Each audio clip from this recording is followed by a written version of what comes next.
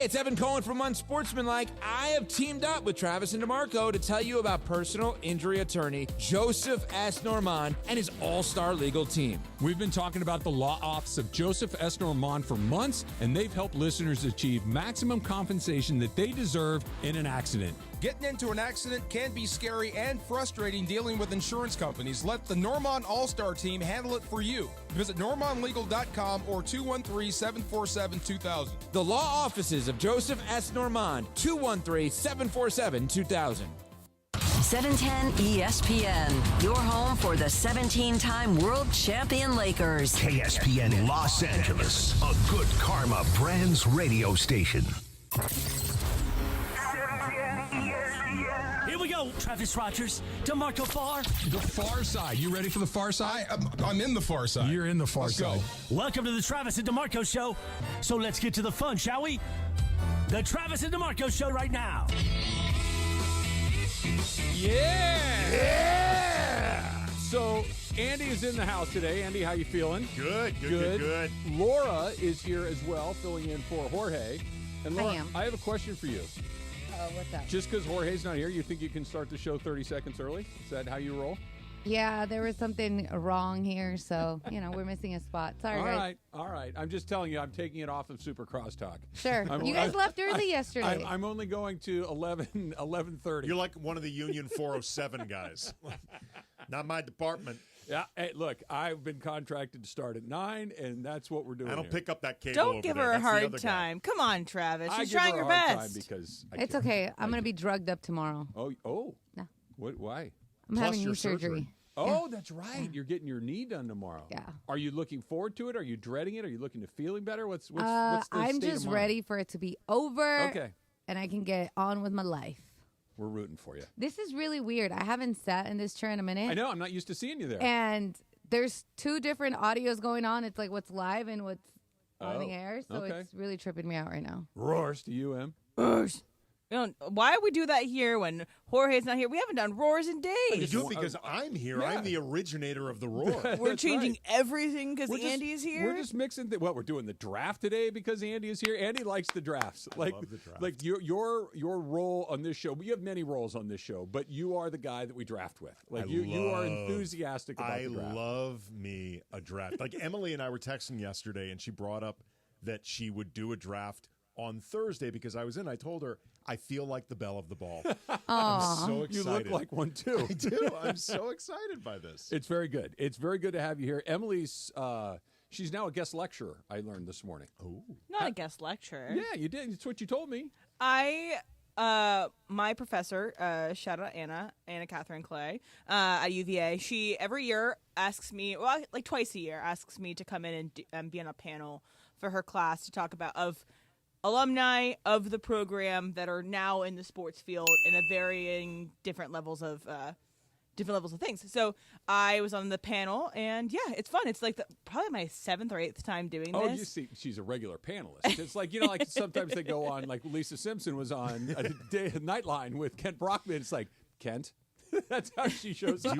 Do you wear a blazer with patches on the elbows? Of course. Pipe. I always do. But it's interesting for me as like a touch point of like where I am in my career each time that I talk to them. It's like a little different each time of like what my goals are, where I am. Make it to the end of the day. Yeah, made it to the end of the day, got through another day of working. But it's cool. You mentioned this as a career flashpoint. What concerns me is I used to get asked to do stuff like that much more than now.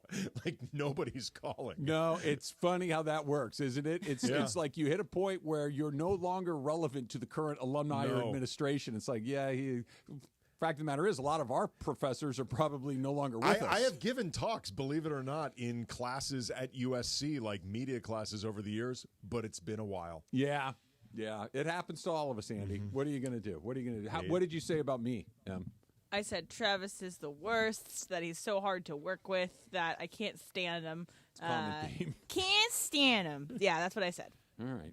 No, but I said ESPN LA is great, place to work with. We've had a lot of the UVA alumni be our interns here a couple seasons ago, and everyone seems super uninterested in what anybody had to say. Yep. That's it's the college thing. students. That's Who cares? The thing. They're there because they have to be. They're not actually. Were you a student, Andy, that was thinking about what's coming next? Or you're like, I just got to get a grade in this class, and then I'll figure that out after that. I mean, I was thinking about what was coming next because my major was very specific. I was a theater major. Yeah, I was going to say, yeah. So I was very much thinking about my major in terms of how it affected my career, and like I took those classes pretty seriously. As far as some of the classes that were required in order to get a degree, yeah, a few of those were just get the grade and move on. That was all of them for me. that was all of them. And when you were scanning the courses that were available to you, it was, are there any breakout groups? If there were breakout groups, I was out. Not doing that because you have to show up to those. Right. But if it's just a lecture and read the book, I'm golden. Because I'll read the book. I'm not going to show up to the lecture, but I will read the book, and then we can go from there, and I can get a C if I just read the book. Well, guess what I got? A C. A C. A C. Well, you can get away with that, too. Were you a scholarship athlete as a baseball I was. player? Well, see, at that point, you don't have to worry about pleasing your parents.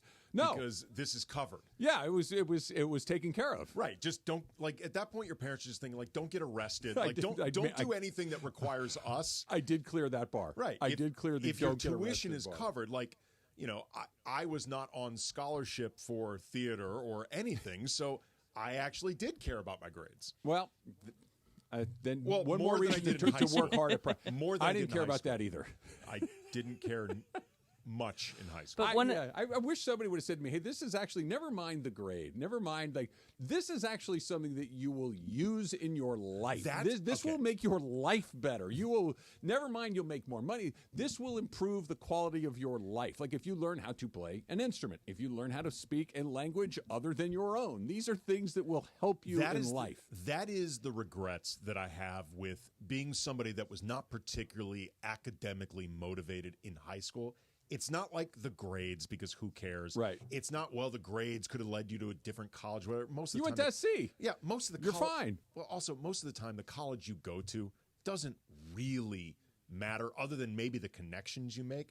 I honestly regret missing out on some of the learning. Yes. Like the knowledge base for certain things, because as you get older, you often gain more interests that you don't have time to really seek out. So, like, my crappy knowledge of U.S. history, I can only elevate it so much because I don't have the time for it. Hillsdale College. You know what I loved? I loved the lectures. The lectures were always really fun. I had really great professors. But see, you were a good student.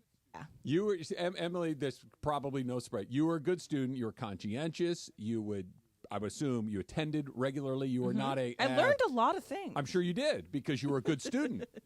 Yeah. Andy and I perhaps were other types of I was not an awful student, but I was not a great student. I was a student. I was there. I was fun. I'm here. And I showed up. I'm here. And I got one of the people on the panel, what's interesting, he works for the Marlins as a communications specialist there.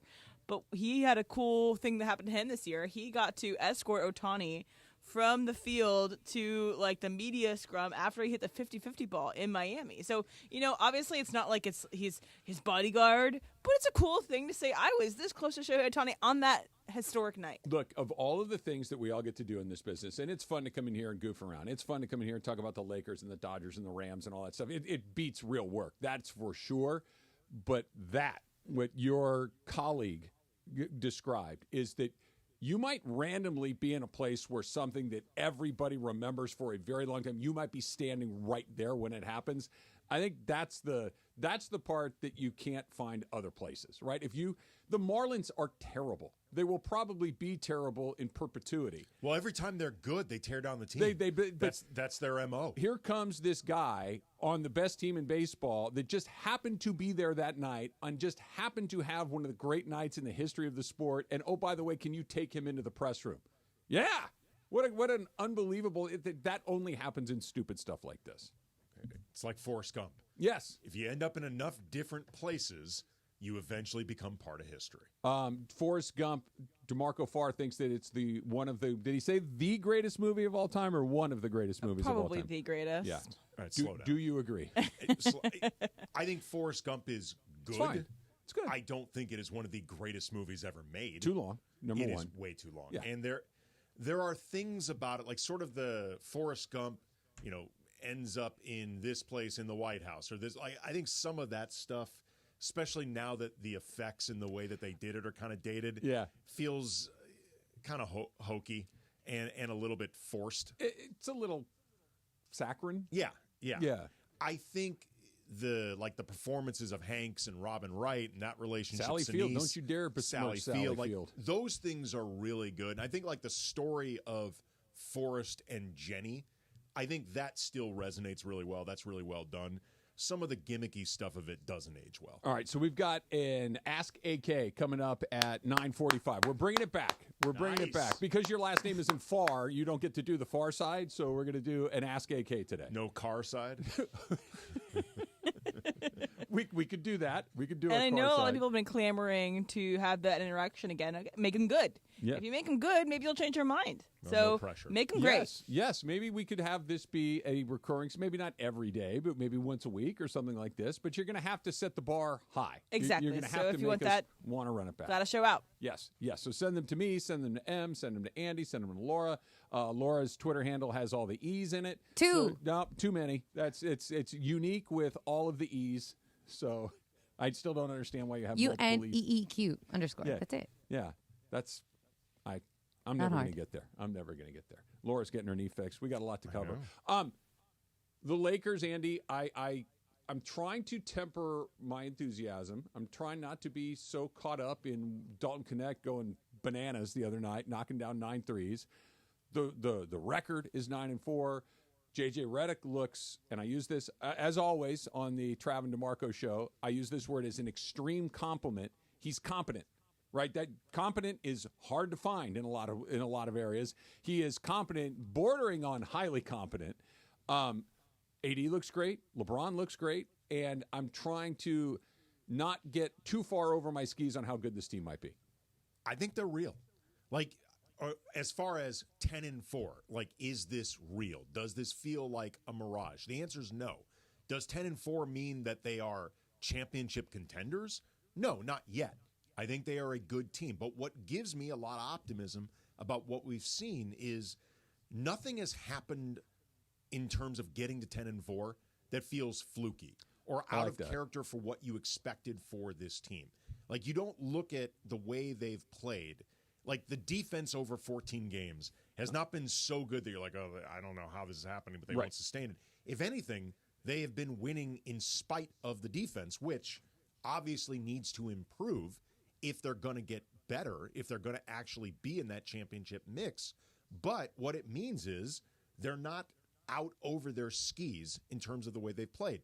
Anthony Davis has taken it to another level. Yeah. But this feels like a progression of what we saw last year. Correct. And the Olympics. It has felt like we were moving in this direction with AD, and now we've arrived. And with AD specifically, and we'll talk more about him and the whole thing coming up in just a minute, but like you said a second ago, fluky. Sometimes you see, look, Kike Hernandez is fluky in the best possible way. All of a sudden it's there it is. Just ride this for as long. It's October, he hits home runs, and then the regular season starts and he hits 230 again. That's just that's fluky and non-sustainable and all this kind of stuff. This isn't. This has been a progression to where we are with his health. This has been a progression to his consistency. And a directive of he is going to be the focal point. We will not go possessions anymore where AD doesn't touch the ball. Let's talk about that. Let's talk about the progression of that and who's in charge of that and why it's finally starting to happen. The Lakers. And by the way, there are some signposts on the road saying hit the brakes. We'll get into those as well. It's all coming up. It's Trav and DeMarco. Andy's in for DeMarco on 710 ESPN. The playoff atmosphere at BMO Stadium is like no other. Oh, the crowd is loving it here at BMO Stadium. The Black and Gold are one step closer to their third straight MLS Cup final appearance. These playoffs are never easy. Seattle's a really amazing team, a ton of amazing attackers, so it's going to be another tough one. LAFC battles Seattle in the Western Conference semifinal. Seattle's next at home. We got to do the same thing. This crowd was amazing. Coverage begins Saturday at 7 p.m. on the ESPN LA app. For ESPN LA contest rules, go to ESPNLA.com and click the contest button. Martin Lawrence, the Y'all Know What It Is tour. You know you gaining weight when you walk and you feel like somebody following you. Friday, December 6th at Crypto.com Arena. Tickets on sale now at AXS.com. Miss the good old days when everything was more affordable? Well, Kia of Carson is bringing them back. Black Friday deals are here all month long. This is your chance to save thousands on the exciting Kia lineup, including the new EV, hybrid, and plug-in models. Or you can enjoy deals on classics like the rugged Telluride, the sporty K5, and the all-new K4 sedan. Whatever you need, Kia of Carson most likely will have it in stock as one of the largest Kia dealerships in the country. Head over now or online at KiaofCarson.com. Hurry in for best selection. Accident or injury, call Jacob and Ronnie. Call Jacob. Winning matters, especially after an accident. At calljacob.com, we're here for you when you need a big win. After an accident, go to calljacob.com or call 844-24-JACOB. That's 844-24-JACOB. Party and play at Hollywood Park Casino. Join Travis Rogers and Kirk Morrison Sunday, November 24th for their live Rams postgame show from Ray's Lounge at Hollywood Park Casino. Win prizes and party with Travis, Kirk, and ESPN LA fans. Hollywood Park Casino is Los Angeles' premier card room casino and entertainment destination. Enjoy a postgame meal and drink at Ray's Lounge right after the game. Party and play at Hollywood Park Casino. Elevate your game. Must be 21 and older. When pain keeps you from doing what you love, Hoag Orthopedic Institute gets you back to you. We are ranked number 18 in the nation and number 1 in Orange County for orthopedic and spine care by U.S. News and World Report. From the surf to the green, our world-class doctors are there, which is why more Californians choose Hoag Orthopedic Institute for orthopedic and spine care more than any other hospital. At Hoag Orthopedic Institute, there is no one better at getting you back to you. Proudly founded by premier physicians in partnership with Hoag. Learn more at HoagOrthopedicInstitute.com. Next Gen is the official plumbing, heating, and AC company of SoCal sports fans. Right now, ESPN LA listeners can book a drain cleaning for just $88. That's right, just $88, and you can keep your plumbing in top shape and ensure you're game day ready. So don't miss out. Call 833-3-NEXTGEN today to take advantage of this limited time offer. That's 833-3-NEXGEN or visit nextgenaironplumbing.com to schedule your $88 drain cleaning appointment today. NEXGEN, call 833-3-NEXTGEN.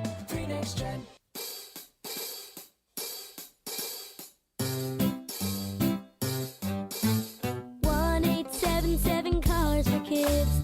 KARS Cars for Kids. 1877 Cars for Kids. Donate your car today. 1877 Cars for Kids. KARS Cars for Kids. 1877 Cars for Kids. Donate your car today. Donate your car today at carsforkids.org. Your car, running or not, can be picked up as soon as the next day. No title, no problem. Call 877-CARS-FOR-KIDS or go online at carsforkids.org to donate today. 1877 Cars for Kids. KARS Cars for Kids. 1877 Cars for Kids. Donate your car today. Now accepting donations of land, homes, buildings, or any kind of real estate. Paid for by Cars for Kids. ESPN LA and Beverly Hills Orthodontics are teaming up this fall because we want to know who's smiling in SoCal. Go to ESPNLA.com and nominate who you think is making LA a better place. This can be a mentor, a teacher, a coach, a good Samaritan, a youngster who brightens your day. Tell us who's smiling and you could win some awesome prizes like sweet tickets from ESPN LA, Sonic Care electric toothbrushes, whitening treatment, and a grand prize of Invisalign from Beverly Hills Ortho. Enter now at ESPNLA.com and remember you're always smiling at Beverly Hills Orthodontics. Some people just know they could save hundreds on car insurance by checking Allstate first. Like you know to check that your seats aren't in the visitor section first before buying tickets. I'm so excited for this game. I can't believe you got us tickets. Me too. Wait, are we on the wrong side? Yeah, checking first is smart. So check Allstate first for a quote that could save you hundreds. This is going to be a long game. You're in good hands with Allstate. Savings vary, subject to terms, conditions, and availability. Allstate Fire and Casualty Insurance Company and affiliates, Northbrook, Illinois. Still getting around to that fix on your car? You got this. On eBay, you'll find millions of parts, guaranteed to fit. Doesn't matter if it's a major engine repair or your first time swapping your windshield wipers. eBay has that part you need, ready to click perfectly into place for changes big and small. Loud or quiet, find all the parts you need at prices you'll love, guaranteed to fit every time. But you already know that. eBay, things, people, love. Eligible items only. Exclusions apply. And yes, welcome to the Travis and DeMarco Show, now mornings 9 a.m. to noon on 710 ESPN, your destination for LA sports. Let's get back to the fellas. The Travis and DeMarco Show continues right now. Trav and DeMarco Show, but Andy is in the house today for DeMarco. Producer Laura is in for Jorge, who, I wonder what Jorge's doing with his day off today. I think he went to see Gladiator 2 because it came out today. And so he can finally see it. It comes out tomorrow. Well, right? You can see it today. The screenings start today because the whole, you don't do midnight showings anymore. You can do it the day before. Anyway, you could buy a ticket to see Gladiator 2 today. Well, I'm glad he finally got a chance to see it. Exactly. He's so excited. He has no life. Other than Gladiator, too. Yeah, well, that's his life. And Laura, you're starting the holiday music already? Yeah. So I was showing the guys that I started putting up my tree because I am having surgery. I usually do it after Thanksgiving, but I started early this year. And I'm not, loving it. I'm not hating it, but I'm not loving it. Why? And because it doesn't look perfect. I want it to look like it just came out of a magazine and everything needs to have a place. And I feel like it's not there yet. Isn't on the tree a place? Well, yeah, but, I don't know. Are you one of those people that moves like a string of lights an inch higher? Well, this one has pre-lit, so I can't do that, but I would. You would. Given the opportunity. Here's, I think, maybe one of the problems you have right now, Laura. If you want it to be perfect, you can't go with pre-made because they're making the decisions for you. In order for you to get it the way you want, I'm sorry, you got to put in the time and the sweat. Listen, the lights is something I don't want to argue with. So the pre-lit lights are fine. It has 3 different options. Are they fine, though? They are. Because they don't seem to be making you happy, Emily. No, the ornament placements are not making me happy. You just brought up a point. It's all part of the same thing. No. If it's a fake tree, can it be perfect? Isn't perfect a real tree? I have it. So when I was little, my mom would never let us get a fake tree. She's like, no, good for not doing it. The 1 year, she was like, screw it. You guys are complaining too much. Let's just go get a damn tree, whatever. We almost burned the house down. With a fake tree? No, with the real tree. Oh. So we have always had fake trees. And the one time she allowed us to get a real tree, we almost burned down the house. So did you forget to put water in the bucket? There's that and other stuff. So, yeah, no real trees. My sister's still real tree Yours only. is up right now. Yeah. That's, by the way, good for you. Thanksgiving is super late this year, and now I don't care anymore. As long as we're past Halloween, put it up whenever you want. Yeah, I'm down. Yeah, why not? It's pretty. I'll go a step further. You want to put up your Christmas tree before Halloween? 4th of July? No, it's your house. No. It's inside. What do I care? These people who go around policing. What about lights on the house? That is different in the sense that you are inviting other people into your experience from the outside. Okay. These are no longer your friends, your family, your loved ones coming inside. This is a statement you are making on the outside. Now, to be clear, I don't care. We have some neighbors that have Halloween stuff year round. They never take it down. It has been big spiders and webs and bats and Draculas? A lot of different Well, maybe stuff. those are all real. No, I was like, maybe those are just not decor. And when I say never take them down, I mean they have been up for years. Give me an example of what we're talking about. Big inflatable black cat, some Jack Are Skellington. your neighbors alive and there? Do we need a well check? Are they good? I don't know. Now that you say this, Emily, now that I think about it, I'm not 100% sure I've ever seen the people who live in this house. Does somebody cut the grass? Is there grass? The grass is manicured. Okay, so there's somebody checking. Is Okay, paying, got it. either they're cutting the grass or they're paying someone to cut the grass. But my point being, I don't care if you have your Halloween stuff year round. It does not bother me. It's your house. I don't know if it's age and I'm just becoming softer as I get a little older, because I think you're supposed to get more grumpy as you get older, Yeah, right? that's true. I'm going the opposite direction. Good. I'm okay with it whenever they're pretty. They are. It's nice. It puts me in a good mood. Andy, it's coming from me. I know. There's not many things that do. I see my street lit up with lights. I'm like, that looks great. Do you like the hope somebody's inflatables? enjoying it. No, but they don't bother me. I love inflatables. I would choose to be not inflatable, but if you want to put an inflatable reindeer on your house, knock yourself out. So I bought before. Now they're super cheap, man. You can get them for $20, right? But before they were expensive. So I bought a whole set of things. They didn't keep them, so they got messed up. And I kept doing it every year. And I was like, I'm done. And this year, my mom's like, I guess I'll buy them. And I was like, yeah, you should, because I've spent a lot of money on this. She went crazy. She has 2 huge snowmans, and then there's 4 or 5 little ones. I'm like, Ma, it's too much. There is one thing that I covet, and I almost did it last year, and I might the Bucky do it this inflatable that my family has. Not that. That's cool. My neighbors who had just moved in before Christmas last year, they have an elf, Will Ferrell inflatable elf. Okay, life size. It's 6.5 feet tall. So cute. Yeah, it's really cool. Yeah. And I didn't know them, and I saw them what I should literally do is go over there and take it and just put it in front of my house as a gag. Literally just move it across. They're directly across. Just move it across the street. I'm like, these people don't know me. They might actually think that I stole their elf as opposed to doing a gag.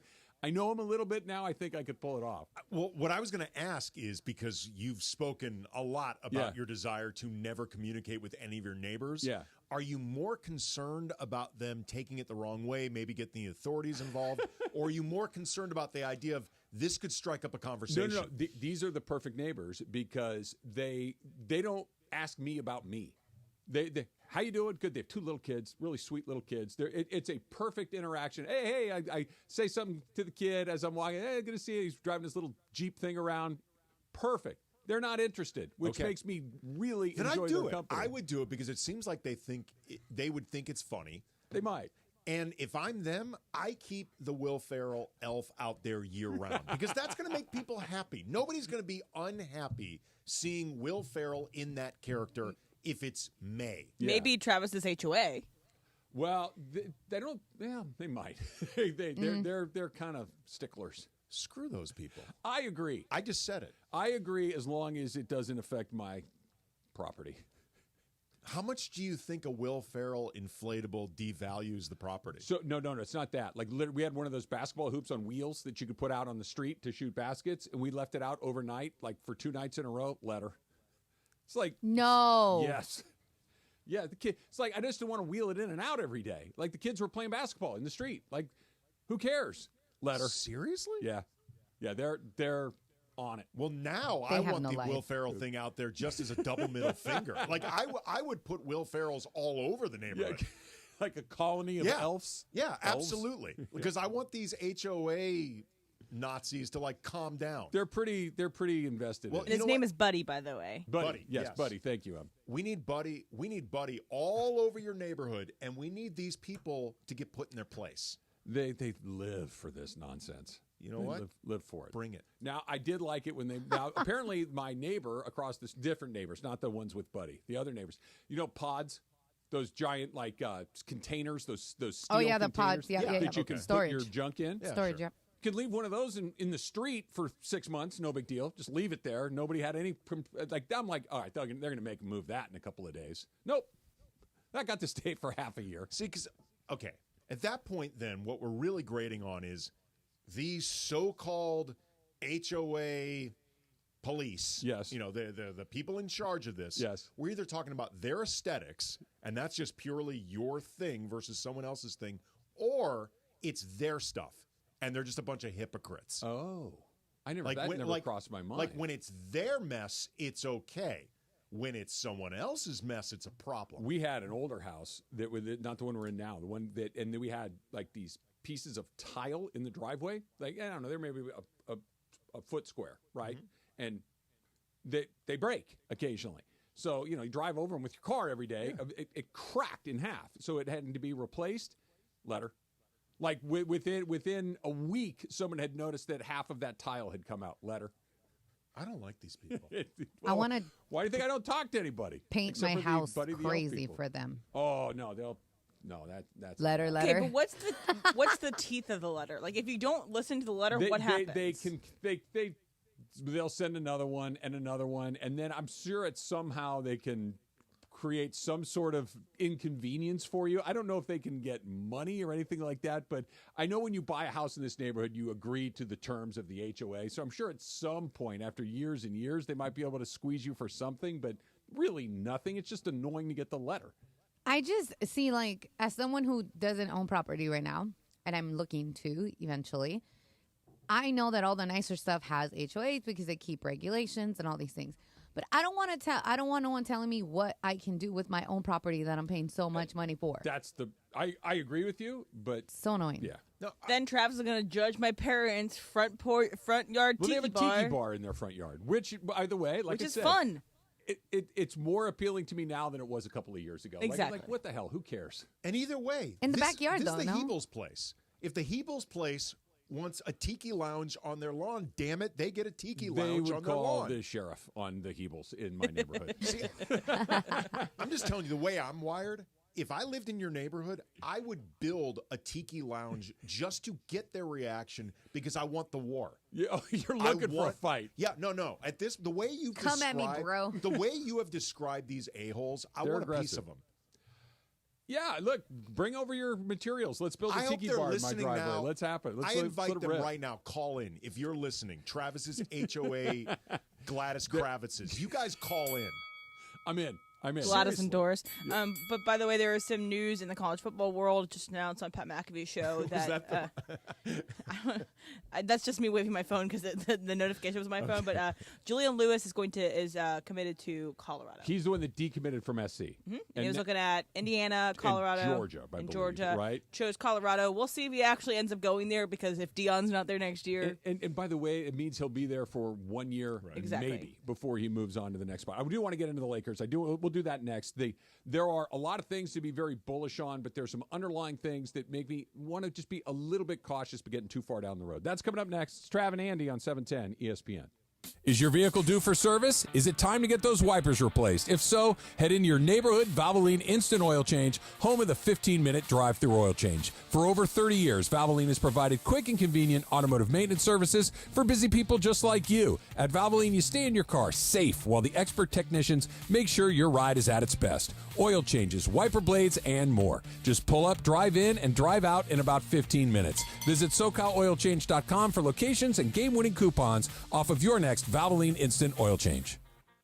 Want to have more fun watching the NBA? Play Sleeper Picks. Download the Sleeper app today and pick more or less on at least 2 players' projected stats. Points, rebounds, assists, and more. If you're right, you can win up to 100 times your cash. Sleeper has a special offer for NBA tip-off. Your first deposit will be matched 100% up to $1,500. Use code 710, and your first deposit up to $1,500 will be matched. That's code 710. Must be at least 18 years old. Promo code location and other restrictions apply. See terms of use for details. Please play responsibly. Call 1-800-426-2537 for help.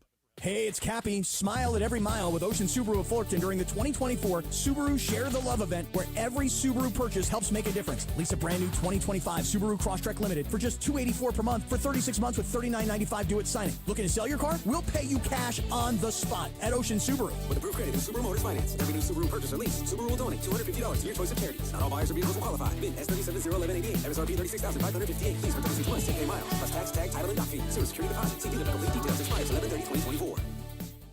Score a win with Amazon Pickup, the MVP of package pickup options. Amazon Pickup is a convenient and secure way to collect your Amazon packages from locations that are near you. This season, keep your holiday gifts a surprise when you choose to pick up from Amazon Locker or Counter. Whether you're hustling between home, work, or your usual game day spots, grab your packages on your schedule. Amazon Pickup is the worry-free option for the times when home delivery isn't ideal. To find your nearest Amazon Pickup location, go to Amazon.com/pickupMVP. That's Amazon.com/pickupMVP. Hey, it's Mace here. Wait until you experience the NBA at the hottest, most amazing venue in LA. That is Cosm in Inglewood. It's called Immersive Shared Reality. It will look and feel like you are courtside. If you want to be at Cosm for live NBA action, go to Cosm.com. That's COSM.com. Use code ESPNLA. Get 20% off any NBA game in November. Do not wait. Tickets go fast. Go to Cosm.com. That's COSM.com. Hey guys, it's Cappy. You've heard me talk about my personal situation with my divorce and subsequent custody battle in the past, and I know that you need a team behind you to get the justice you deserve. My friend Mark Reel and his team at Real Fathers Rights are here to help you guys. Visit realfathersrights.com/710. That's REEL. realfathersrights.com/710 or call 323-870-1611. That's 323-870-1611. Real Fathers Rights. The Father's Rights Attorneys. FX's English teacher. Every single one of these essays is so bad. An F? What is this? With grades like this, I'm gonna have to hit the corner, sir. From executive producers of What We Do in the Shadows. Who's running the school? Is it us or is it them? Them. Go sit next to Tiffany. She told me it was offensive to learn Mandarin because you're not Japanese. FX's English teacher is now streaming on Hulu. All new Mondays on FX. This college football moment is brought to you by ServPro. College football teams have moments they recovered from and made it like it never even happened. For instance, TCU walked into the locker room at halftime in the 2016 Alamo Bowl, down 31-0. The Horned Frogs stormed into the second half and erased a 31-point deficit to force overtime, and eventually won it in the third overtime, 47-41. ServPro, like it never even happened. This is the Travis and DeMarco Show. Now weekdays 9 a.m. to noon on LA's mega sports station. 710 ESPN.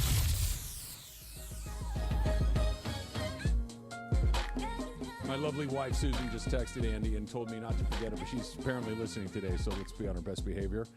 Susan. We had a weed in the driveway. You know, like your driveway has like a seam where dirt will collect, and a weed had grown out of it. Letter. No. Yeah. That's rip so up the lame. letter. Yes. Yeah. I'm telling you right Send now. it back.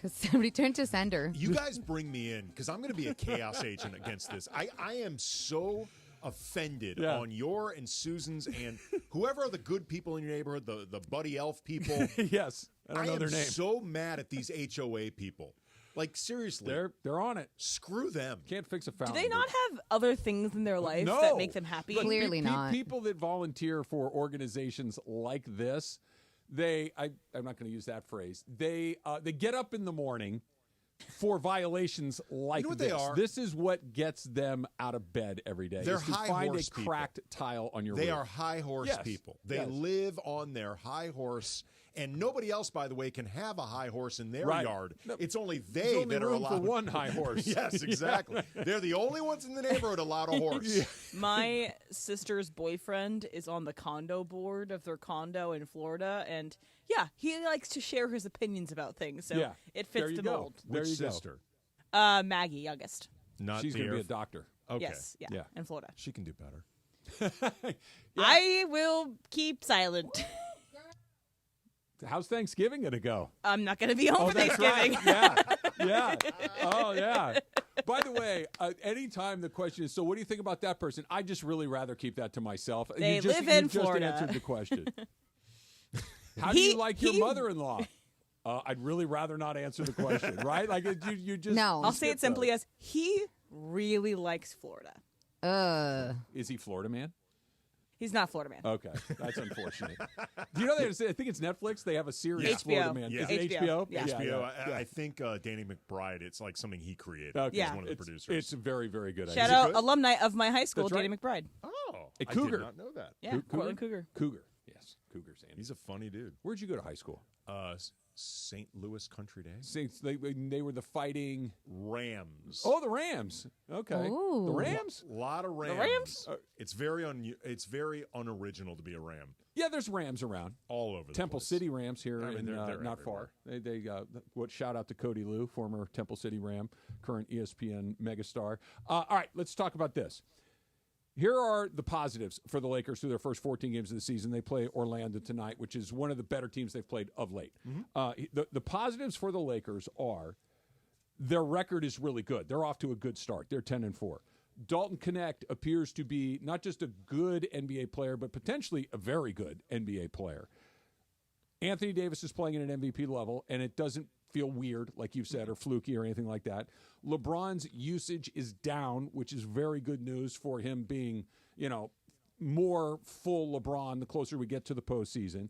And J.J. Redick appears somewhere between competent to highly competent, okay? Here's the other side. The schedule, for the most part, has been pretty manageable. Their depth is a question mark. D'Angelo Russell is still on the team, which at the moment is a positive. But I was going to say, that's a positive. Today. That could also go into the separate. So D'Angelo, until we get several years to offset the other several years, I'm still going to hold reservations. Look, here's about what you D'Lo. have to remember, though. I mean, in all honesty, regular season D'Angelo Russell has been largely a positive for the Lakers. Fair. Like, if you want to talk about the effect in the playoffs, that's a different story potentially, but we're not there yet. And he does look good with that second group. This is what I think is interesting about D'Lo. Him moving to the bench, I know, struck a lot of people, either fans or people that cover this team, as the precursor to, okay, since he's now coming off the bench, he becomes more expendable because when you replace him... The opposite. Yeah. I actually think he fills a role now that you have to replace somewhere else. Answer this question for me, Andy, because you are more plugged into this than I am, but just having seen D'Angelo Russell for years and having known athletes like D'Angelo Russell for years, is his, I don't want to call it a demotion to the second unit, him being placed on the second unit, is he responding to that because he realizes this is good for the team? This is good for him to be able to go out there and do these things. I think this will help his market value this upcoming free agency. Or is this I'm going to be on my best behavior for a while and then I'm going to revert back to who I am? The leopard does not change his spots. I mean, I'm somebody who thinks D'Lo has gotten a bad rap in certain ways. Like, I think he is more of a self-absorbed player than a selfish player. Because, like, if you watch him, he involves his teammates a lot. Like, he's not somebody who hogs the ball. Like, his shot selection at times can be wonky. And, he puts up something you're like, dude. But it's not like he monopolizes the ball. Mm-hmm. I don't think anybody on this team has been more conscious of getting AD involved than D'Lo. He looks for players that are on heaters a lot himself. I think he can be more self-absorbed, particularly in the way that he doesn't often read the room when he talks. But I don't think he's necessarily selfish. I don't think he is thrilled about playing off the bench. Yeah. But to me, as long as he does what's asked of him, I don't really care if he's happy. Fair. I prefer he is. Fair. I mean, because you'd prefer anybody be happy. No, of course. But I just, with him specifically, I keep coming back to once bitten, twice shy. Like, I kind of know how this thing ends with him. So but to kind of go back to where we started with this whole thing, even if you want to put D'Lo in the positive category, great. That's fine. That's another one in the positive. And then the last one that's kind of like, defensively, they're still a work in progress. Their point differential for the season is just about 1.5 points, which doesn't mean everything, but I do think that there's something in there. Well, it's an indication of when you have that great of an offense, and this, by the way, in terms of things that aren't fluky, yeah, this is the way the team was last year. Like, it took them to about game 70 last year before they reached a positive point differential. Like, we actually on Locked On Lakers, available 5 days a week, everywhere you get your podcast, Monday through Friday, always free, never behind a paywall. And for the sickos who like to watch, there is a YouTube component. I'm a subscriber. Thank you. Yes. Thank you. Well, then you would know. Last year, Brian and I, in hosting Locked On Lakers, we did a daily point differential watch. Okay. Like, marking to where the Lakers eventually reached the positive. It took a long time, and that was because their defense was so far behind their offense. Even with one of the best offenses in the league, they were barely outscoring teams to win. So this is the point that they're off to a great start. They're clearly better than they were a year ago, or at least they're playing better than they were a year ago, because the team, with the exception of Connect, is virtually identical. Connect has made a big difference. Are they this much better? Does J.J. Redick make that much of a difference? Was Darvin Ham that bad? Put it all together, and is this the beginning of a really good season with a really good team, or is this a good start that ultimately we're going to get back to? They're somewhere between 6 and 10. They're a little bit better than 500, and that this is a team that's going to have to be in a fist fight every time they go into a postseason. Well, here's what you have to remember. With the West this tight, the seed doesn't necessarily reflect how good you are. Like, true. There is not much space between, I mean, I'll go look at the standings right now. There's not much space between seed 3 and like seed 9. You know, like you could be a 6 or a 7 seed in this West and be 7 or 8 games above 500. Yeah. So I do think people have to remember that. That's a good point. That being said, I think this year they're clearly more bought in to what JJ is telling them than what Darvin was telling him. JJ, they seem to really like the details. Like JJ is much more clear about what he wants than, like, JJ's doing some of the same things in terms of personnel and where he's playing guys than Darvin did. But it's clarity and it's accountability. And I know this is anecdotal, and I know that everybody's kind of seized on the same things, but there has been more than one occasion when the players are coming off the court on a timeout or in a quarter or whatever it is, and he's into guys. He's it's not just standing around. That it's and you can just tell by the way he's gesticulating and talking that he's actively trying to coach people and that includes LeBron James, that includes Anthony Davis, that he's holding people accountable to those standards that you're talking about. Yeah, he's very detailed and clear in the way he talks. Sometimes he's detailed and clear in ways that I think what he's saying is total BS. Like I think it's spin. I've seen on a few occasions, like this recently happened in an exchange I had with JJ at practice earlier in the week, where there have been a few questions to JJ about D'Lo playing off the bench. How is he responding to this, whatever. And JJ is going out of his way to praise the hell out of D'Lo.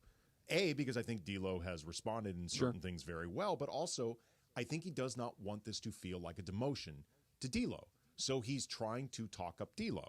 And he had been asked a few questions about this role, how he's responding to this role. And I asked JJ, and I was very specific in the way I set this up. He had mentioned at his pregame or media day press conference that he had talked with guys a lot during the offseason about, you know, their role, what he's looking for them, all that different stuff. And I asked him, did you talk at all with D'Lo about the possibility of coming off the bench this season, just so he wouldn't be blindsided? Like that was the question I asked. JJ then was like, you know what, you keep talking about this as a role. He's like, coming off the bench is not a role. Like starter versus coming off the bench, like that's just when you're announced. And that's JJ really clinging to semantics. Yeah. To which I said, well, players sometimes think about this as a role. And then he was like, well, you know, D'Angelo, I don't think he sees it that way, whatever. And that was JJ, and he's done this a few times, getting into a semantic-y thing, trying to spin a question. But you can there you go. It's it's the classic. I'm just not going to entertain the concept or the principle of the question. But he still though was very detailed and very clear in this spin. It is back. Ask AK is coming up next. It's Trav and Andy, 710 ESPN. So you've put Prize Picks on your phone by now, right? Because it takes what's fun, NFL football, NBA basketball, NHL hockey. Maybe you're a hockey person. Prize Picks has got you covered no matter what your favorite sport is. And it's as simple as more or less. For instance, tonight, right here at Crypto.com Arena, there's an NBA game. LeBron James, more or less than 22.5 points. I think LeBron gets more than 22.5 tonight. They're playing the Orlando Magic. Jalen Suggs, more or less than 15.5 points.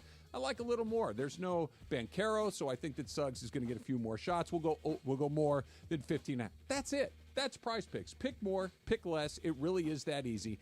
And you can win up to 100 times your money with as little as 4 correct picks on Prize Picks. But you can't play if it's not on your phone. So get out your phone, go to your app store, Google Play, whatever it is that you got going on, and put Prize Picks there. And then when you're signing up, put in the promo code 710. The promo code 710, it's going to get you $50 after you play your first $5 lineup, win or lose. You don't win, you don't lose, you get the 50 no matter what. So put the Prize Picks app on your phone. Use that code 710, and Prize Picks, run your game. You never expect a game-ending double play, walk-off grand slam in the World Series, or getting into an accident. Hey, it's Travis with DeMarco and Evan Cohen. Only one all-star team you can call to pinch hit for you, the personal injury law offices of Joseph S. Normand. Visit normandlegal.com or call this number, 213-747-2000. Don't get struck out by others. Joseph will help you achieve the maximum compensation that you deserve. Visit normandlegal.com or call 213-747-2000. Let Joseph and his team hit it out of the park for you. When pain keeps you from doing what you love, Hoag Orthopedic Institute gets you back to you. We are ranked number 18 in the nation and number 1 in Orange County for orthopedic and spine care by U.S. News & World Report. From the surf to the green, our world-class doctors are there, which is why more Californians choose Hoag Orthopedic Institute for orthopedic and spine care more than any other hospital. At Hoag Orthopedic Institute, there is no one better at getting you back to you. Proudly founded by premier physicians in partnership with Hoag. Learn more at HoagOrthopedicInstitute.com. Get in the zone, AutoZone. Welcome to AutoZone. What are you working on today?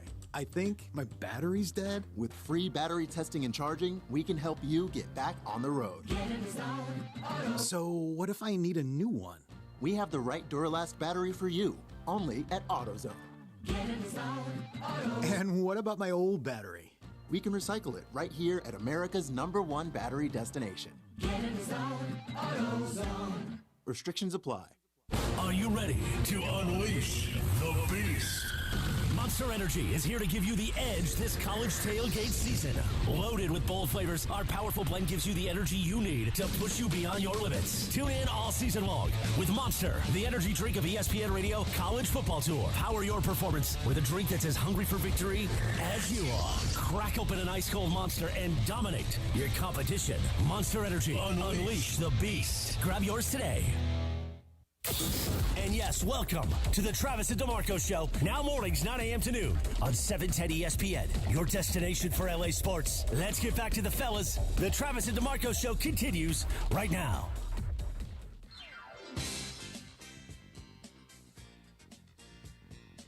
I know this one. The pool scene. Oh, yeah. How much do you bench? I asked you first. All right. It's an Ask Andy Day. He is in for DeMarco, and you guys did a good job. I'm not going to lie.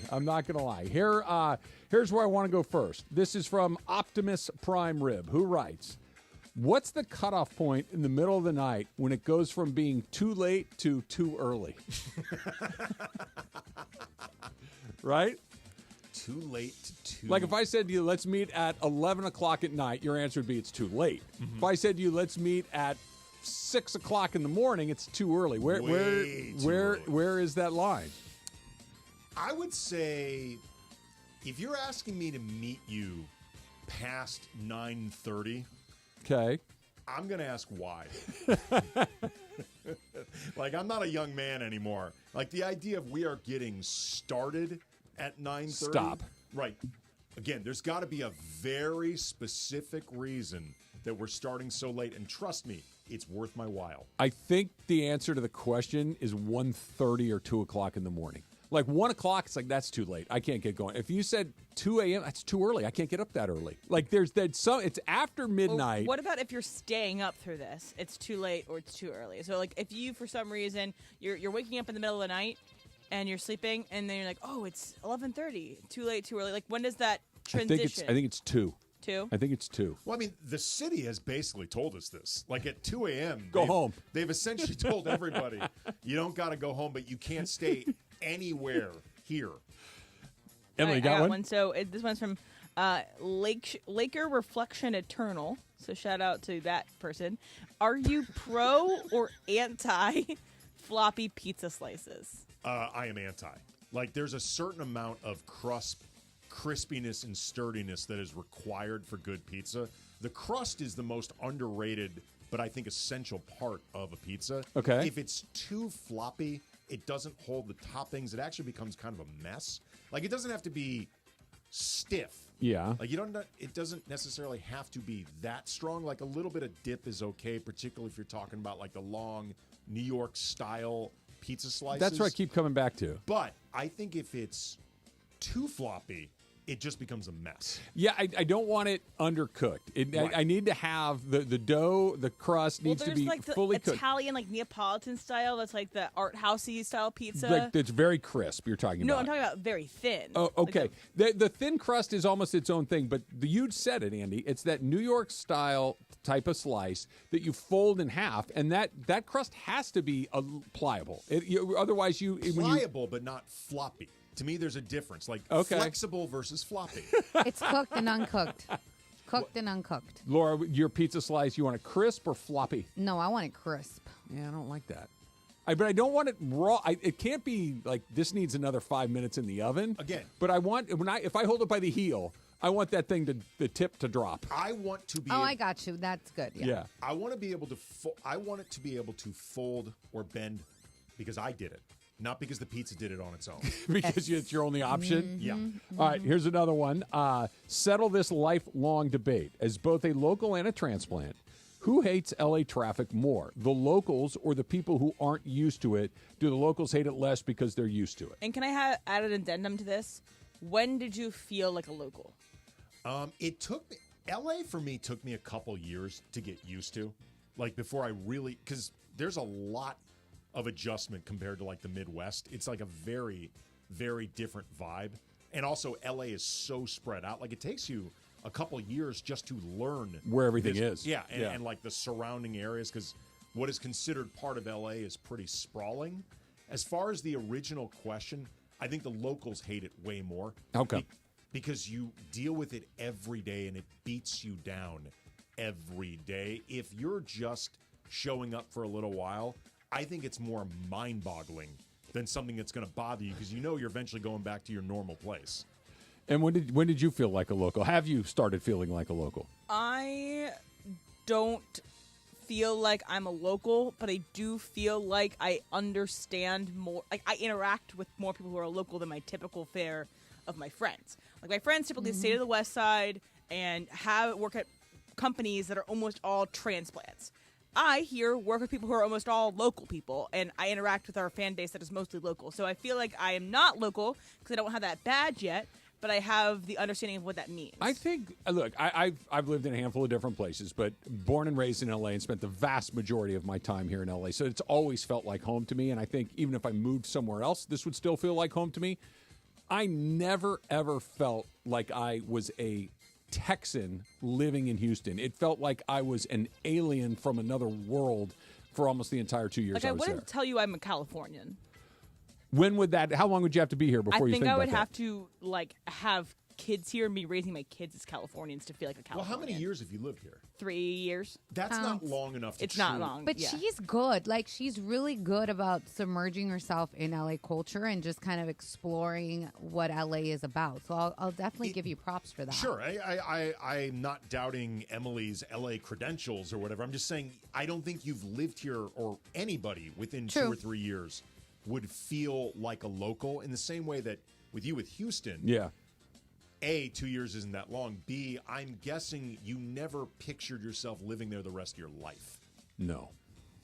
If you don't picture yourself living there the rest of your life, all you're thinking about is where am I going next? Look, and that's kind of where I feel you're as well. Constantly looking at. Oh, well, really? Okay, the rest of my life, I've been here forever. I have my family other places. I get that. I'm just saying. But you're really I've been here for a while. Anthony, you got anybody we can replace her with? Come on. I don't have kids. I don't have a partner, so I don't know what the rest of my life is going to be. So I can imagine myself living somewhere else. Absolutely. You are young. But what will so the that trivia makes team do? They'll be They're hurting. going to move at They'll some be point, hurting. too. They're going to follow you. Yeah. All right, I got this one from Francis and Glenda. If you got that Paul Skeens Topps rookie patch 1-of-1 card, would you take the $300K cash or the Pirates offer of season tickets for 30 years behind home plate plus other goodies? Unless I have the ability to sell off those things piece by piece to different Pittsburghians, I'm taking the $300K because what am I going to do with that? I'm never going to get to use it. It will actually cost me more to use the stuff that I just won than the $300K. Like, I'll end up in the hole financially trying to capitalize on what I just won. It's the old Seinfeld bit when Tim Watley gives Jerry tickets to the Super Bowl. He goes, "You just handed me a bill for $800." Right. Like, I got to get a hotel. I got to get airfare, all of these.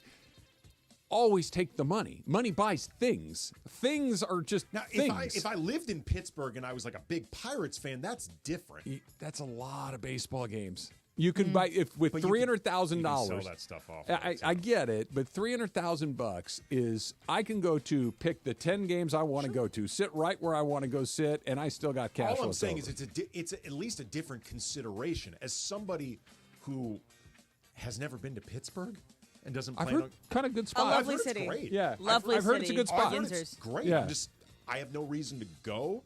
It's certainly not going to be to watch Paul Skeens. No, 81 times a year. Right. Yeah. Also, you don't always take the money. Some people take the ball and run. Okay, Yeah, speaking just of saying. taking the ball and run, the Freddie Freeman Grand Slam in the World Series is going to auction. That's coming up next. It's Trav.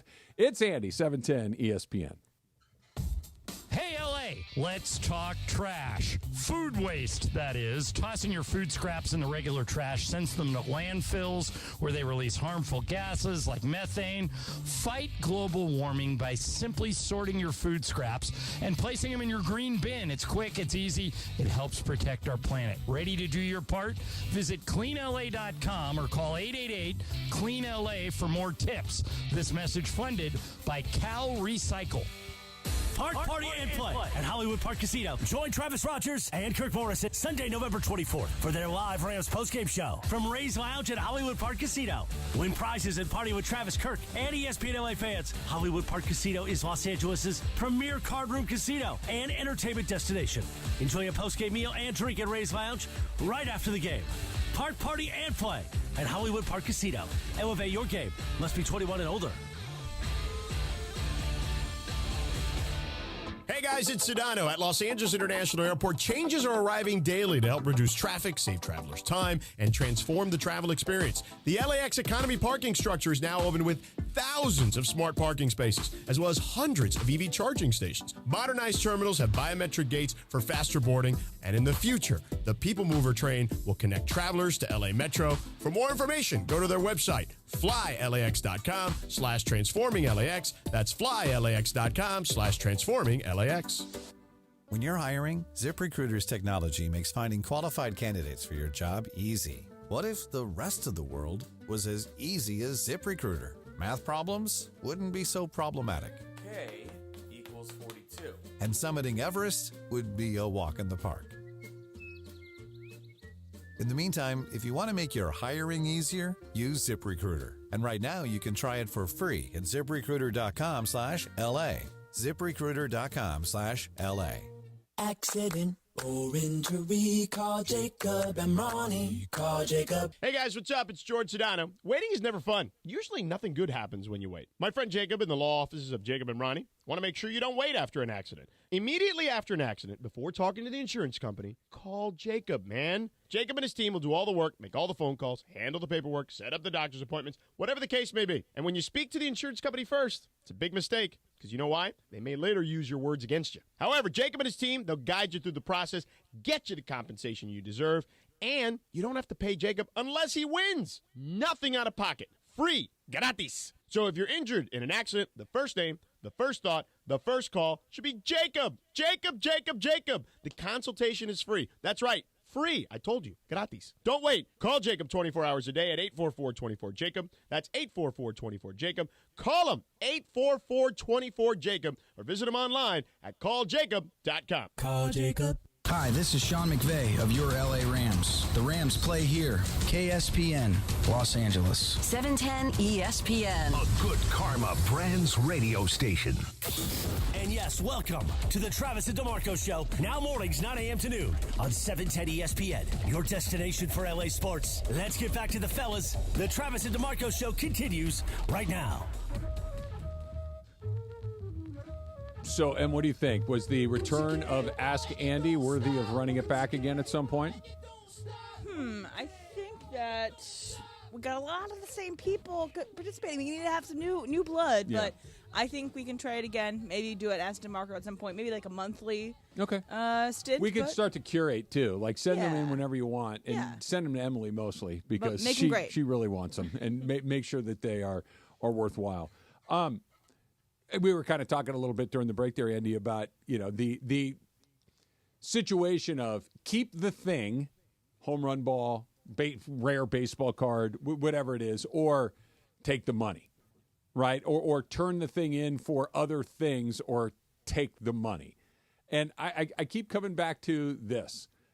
I don't know if there's anything that I'm not taking the money for. And maybe that's just a Travis thing. Maybe that's not, because money can get me the specific things that I want.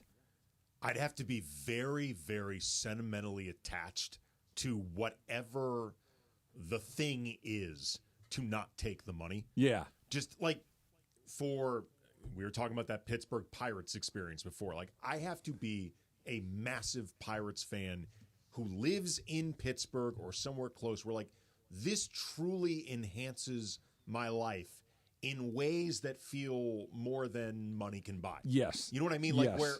where the stuff that I would be doing with this Pirates experience is very similar to what I would buy with the money. Right. Like, where I might use that money on Pirates stuff anyway.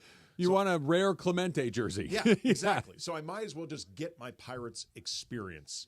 It's got to be something you really care about. Okay, which brings us to this. The grand slam that Freddie Freeman hit, the ball was collected by a local kid, 10-year-old Zachary Ruderman, and they're going to auction the ball off. It is going to auction next month. According to the auctioneer, they fully expect it to receive north of 7 figures, so $1 million or more. They were asked if it'll be as much worth as the 50th home run ball for Shohei, which, by the way, went for nearly $4.5 million. So this is the litmus test. My favorite team in the World Series against the Yankees that ultimately led to a World Series championship. It is singular. It is one of one. There is no other thing like this. Do you auction it off? Okay, here's the thing. If, say, you were in this position. Am I 10 or am I 52? You're 52. Okay. How about the same situation that this person had? Yeah. You're 52, but your kid is 10. Okay. And your kid gets the ball. Yeah. But you're the one in charge of deciding this. The worst thing that could happen for you, like if you were in this situation somehow, like let's say your 10-year-old kid caught the ball. Mhm. Like he was the one that actually caught it, and that's how you ended up in this situation. The thing you could not allow yourself to do, like you, Travis Rogers, in this situation, you can't touch that ball.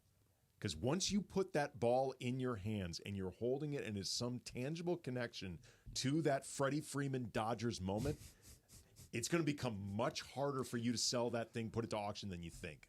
You think? Yes. Because then it becomes real. I get it, and it is, as you were telling, I literally am kind of closing my eyes and picturing the ball flying through the night. Like, hand in the air, Freddie Freeman, Nestor Cortez is already halfway to the clubhouse, and the place is good. The ball, silhouetted against the night sky, the white little speck in the night, or $5 million. I am a reasonably sentimental person when it comes to things, especially when it comes to kids. This sets people up for a very, very long time. And at some point, it's a baseball on the shelf. It's an incredibly special baseball on a shelf. But this could change Zachary's life. This could change Zachary's children's lives. Another point to why this, in the article, why the parents decided to do it was because they said the insurance on that ball will be insane. You'd have to basically just keep it in a lock safe. You got to keep it in a safety deposit, or you donate it to the Hall of Fame, and they assume the liability, but it's still your ball. Yeah. Or you could send the kid to school and buy him a house, and because apparently that's impossible. And he still has the memory. He still did. He still had the ball in his hands. He still did all the TV hits. Had a great time. Like in 9.7 out of 10 times, the correct answer is take the money. Yeah. But what I'm saying is, in order to do that, you have to try to distance yourself from that thing. If you're a Dodger fan, like if you're someone that just happened to go with your friend who's a Dodger fan, it lands in your lap. that game and it lands in your lap. Yeah, hell yeah, sell the thing because you don't care. This was Zachary, according to the story. It's his favorite player. Like Freddie Freeman is his guy. Like Fernando is my guy. Freddie is Zachary's guy. You know what it's similar to? Like, neither one of you are dog people, but like I'm a dog person and we adopt. We don't shop. Mm-hmm. And when you adopt but don't shop, you take the risk occasionally of this dog does not work for your family. And we've had a couple times where, unfortunately, I mean, it's awful, it's heart-wrenching, but we've had to take the dog back to the shelter because we could just tell this is not working out. But you have to make that decision really fast because the longer you go with that dog, the more attached. Right.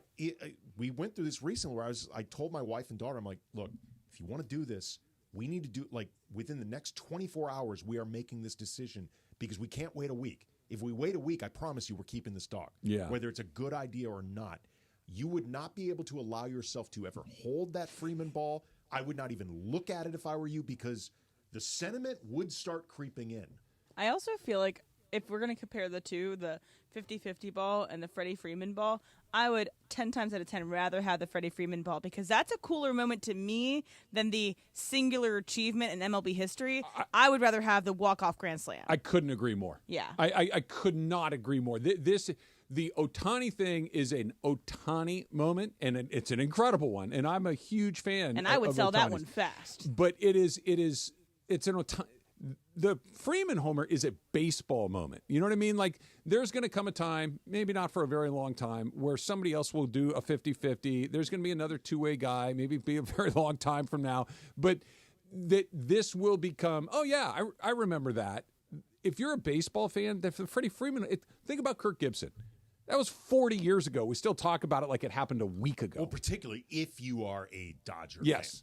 fan. Like, again, the closer you are emotionally to this thing, the more you need to actively work to detach yourself. Otherwise, it will become harder than you think, even if $5 million feels like the obvious answer, which it is.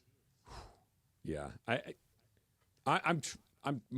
Like there will be a glory tear going down your face as you watch that ball get driven away from you. Like if you gave me Fernando Valenzuela's glasses from the night that he threw the no-hitter against the Cardinals, and somebody said the glasses are $5 million, give me the money. You know what I mean? Like it's just I'm trying to, short of something that is one of my children's things. I'm open for business. Sure. Now, if you said to me, it's $50,000, you know what? It's not going to change my life for generations. I'll keep the glasses. I'll keep the pine tar bat. I'll keep whatever. But at some point, it's like, now this sets everybody up. I got to go. I did not know him well, but I knew vaguely the guy that caught the McGuire ball. Oh, really? In St. Louis. Like he is somebody that I played Little League baseball with. He went to a high school it was a different high school, but a high school that I knew guys at. He graduated high school the same year I did, so we were like the same age. He was not a Ram? He was not a Ram. I don't remember what the Ladue team was. Okay. Ladue High School, Horton Watkins. I don't remember their mascot. I'm going to look that up right now. But that was like a big deal. That was like a big deal in St. Louis. Oh, heck yeah. No, look, anytime somebody starts closing in on a historic home run milestone, then the vultures come out, right? People start speculating, buying tickets. You get those. The Bonds one looked like it was a scene from Escape from L.A. in right field when that thing landed. It was an absolute free-for-all. No joke. They're the Rams. No, they're not. Yes, they are. That's terrific. Ladue is also the Ladue and the St. Louis Country Day Rams. Again, there's like you guys are like the CFL. You had multiple Blue Bombers. Part of it is the schools were pretty close to each other. No, it wasn't the Blue. So the CFL at one point had like 8 teams. 2 of them were the Rough Riders. Like, what are we doing? And the distinction of people that are CFL fans is, no, you're wrong. One was the Rough Riders, and the other one were the Rough Riders. Did one of them spell it R-U-F-F? No. One had a space. The other did not. It's like, guys, I understand if there were, 60 teams spread across the Great White North, right? And you just look, there's just not enough. It's like being the Wildcats or the Falcons also or something. Also, an interesting thing for a CFL team to have 2 Rough Riders. Rough Riders very iconically United States. Maybe cavalry? There's a Canadian equivalent of such. Okay. I don't know, but I just know that the CFL had 2 Rough Riders for a period of time. Are there Rough Riders in Canada? There's got to be. They have horses. They had guns. But Teddy Roosevelt was a Rough Rider. Yes. Maybe he took a long weekend to Canada. It's like the Navy. It's like the CFL team being called the Navy SEALs. or a team in San Antonio be called the Mounties. Yeah, it doesn't make any sense. I don't know. Andy, you got any answers for us? According to a quick Google search, likely fueled by AI, One states that the Saskatchewan Roughriders. It is. Were they the Rough Riders or the Rough Riders? One word. Okay. One states that it is derived from members of the Northwest Mounted Police who were called Rough Riders because they broke the wild horses used by the force. Sure. What year was this? Because they probably just copied the United States one. They were founded. Well, Emily's a Teddy Roosevelt stand. She's not going to let this go. Don't say that. All right, back to the Lakers and back to what the ceiling on this team might actually be. So, Andy, for the first time in a long time with the Lakers, I am getting excited about what may be on the horizon. Talk me off that ledge. It's coming up next. It's Trav. It's Andy, 710 ESPN. The playoff atmosphere at BMO Stadium is like no other. The Black and Gold are one step closer to their third straight MLS Cup final appearance. These playoffs are never easy. Seattle's a really amazing team, a ton of amazing attackers, so it's going to be another tough one. LAFC battles Seattle in the Western Conference semifinal. Seattle's next at home. I mean, we got to do the same thing. This crowd was amazing. Coverage begins Saturday at 7 p.m. on the ESPN LA app. Hey, it's Evan Cohen from Unsportsmanlike. I have teamed up with Travis and DeMarco to tell you about personal injury attorney Joseph S. Normand and his all-star legal team. We've been talking about the law office of Joseph S. Normand for months, and they've helped listeners achieve maximum compensation that they deserve in an accident. Getting into an accident can be scary and frustrating dealing with insurance companies. Let the Normand All-Star team handle it for you. Visit normandlegal.com or 213-747-2000. The law offices of Joseph S. Normand, 213-747-2000.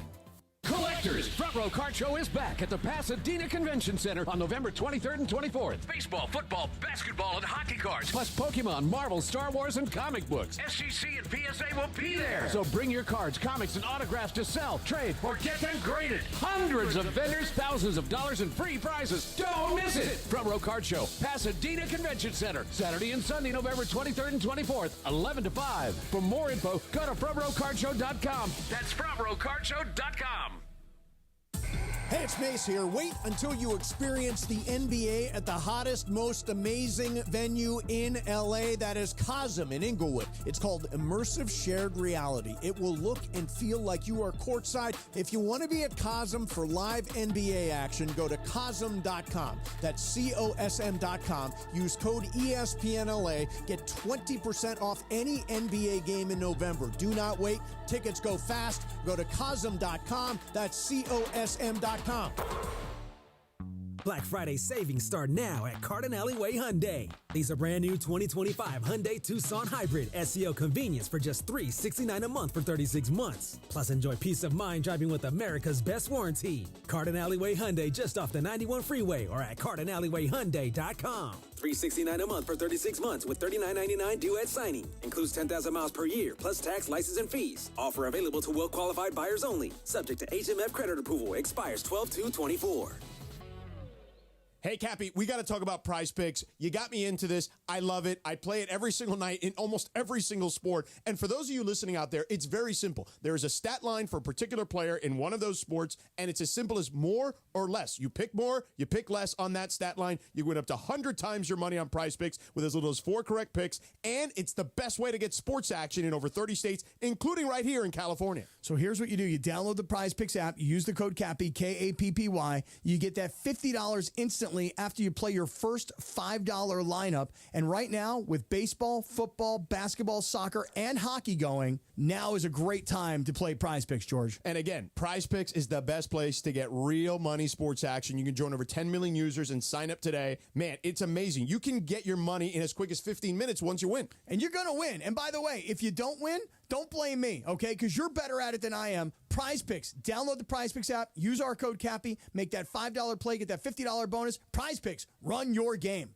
Not sure how much you know about Progressive Insurance. You may know us for insuring your home and auto. You may know a couple of our commercials. But what you may not know is that since 2013, Progressive has been honoring veterans with vehicle donations through the annual Keys to Progress Veteran Vehicle Giveaway Program, giving back to those who gave so much. Now, you probably didn't wake up today saying, I really wish I knew more about Progressive Insurance, but this seemed like the type of thing people would mind hearing about. Find out more about how we're dedicated to our customers and communities at Progressive.com. Progressive Casualty Insurance Company and Affiliates. Hey, fam! fans! Welcome back to Fansville's Cheers and Tears. Oh. Okay, so like everybody deals with losing, right? To a rival on a last-second field goal. Whatever, it's fine. I'm totally fine. But I cope with losing with an ice-cold Dr. Pepper. Those 23 flavors are like so delicious. They totally wash away the pain of your college football team taking a big fat L. College football. It's a pepper thing. This is the Travis and DeMarco Show. Now weekdays 9 a.m. to noon on LA's mega sports station. 710 ESPN.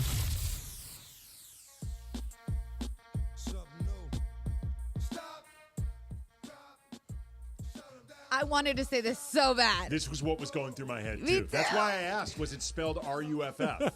I'm thinking, shout out to the late DMX. Where's Em when you need DMX? Where did she go? She's probably researching Teddy Roosevelt. Yeah. She's National treasure somewhere. She's such a big fan. Yeah. You weren't here when we were. Did you happen to hear Emily's?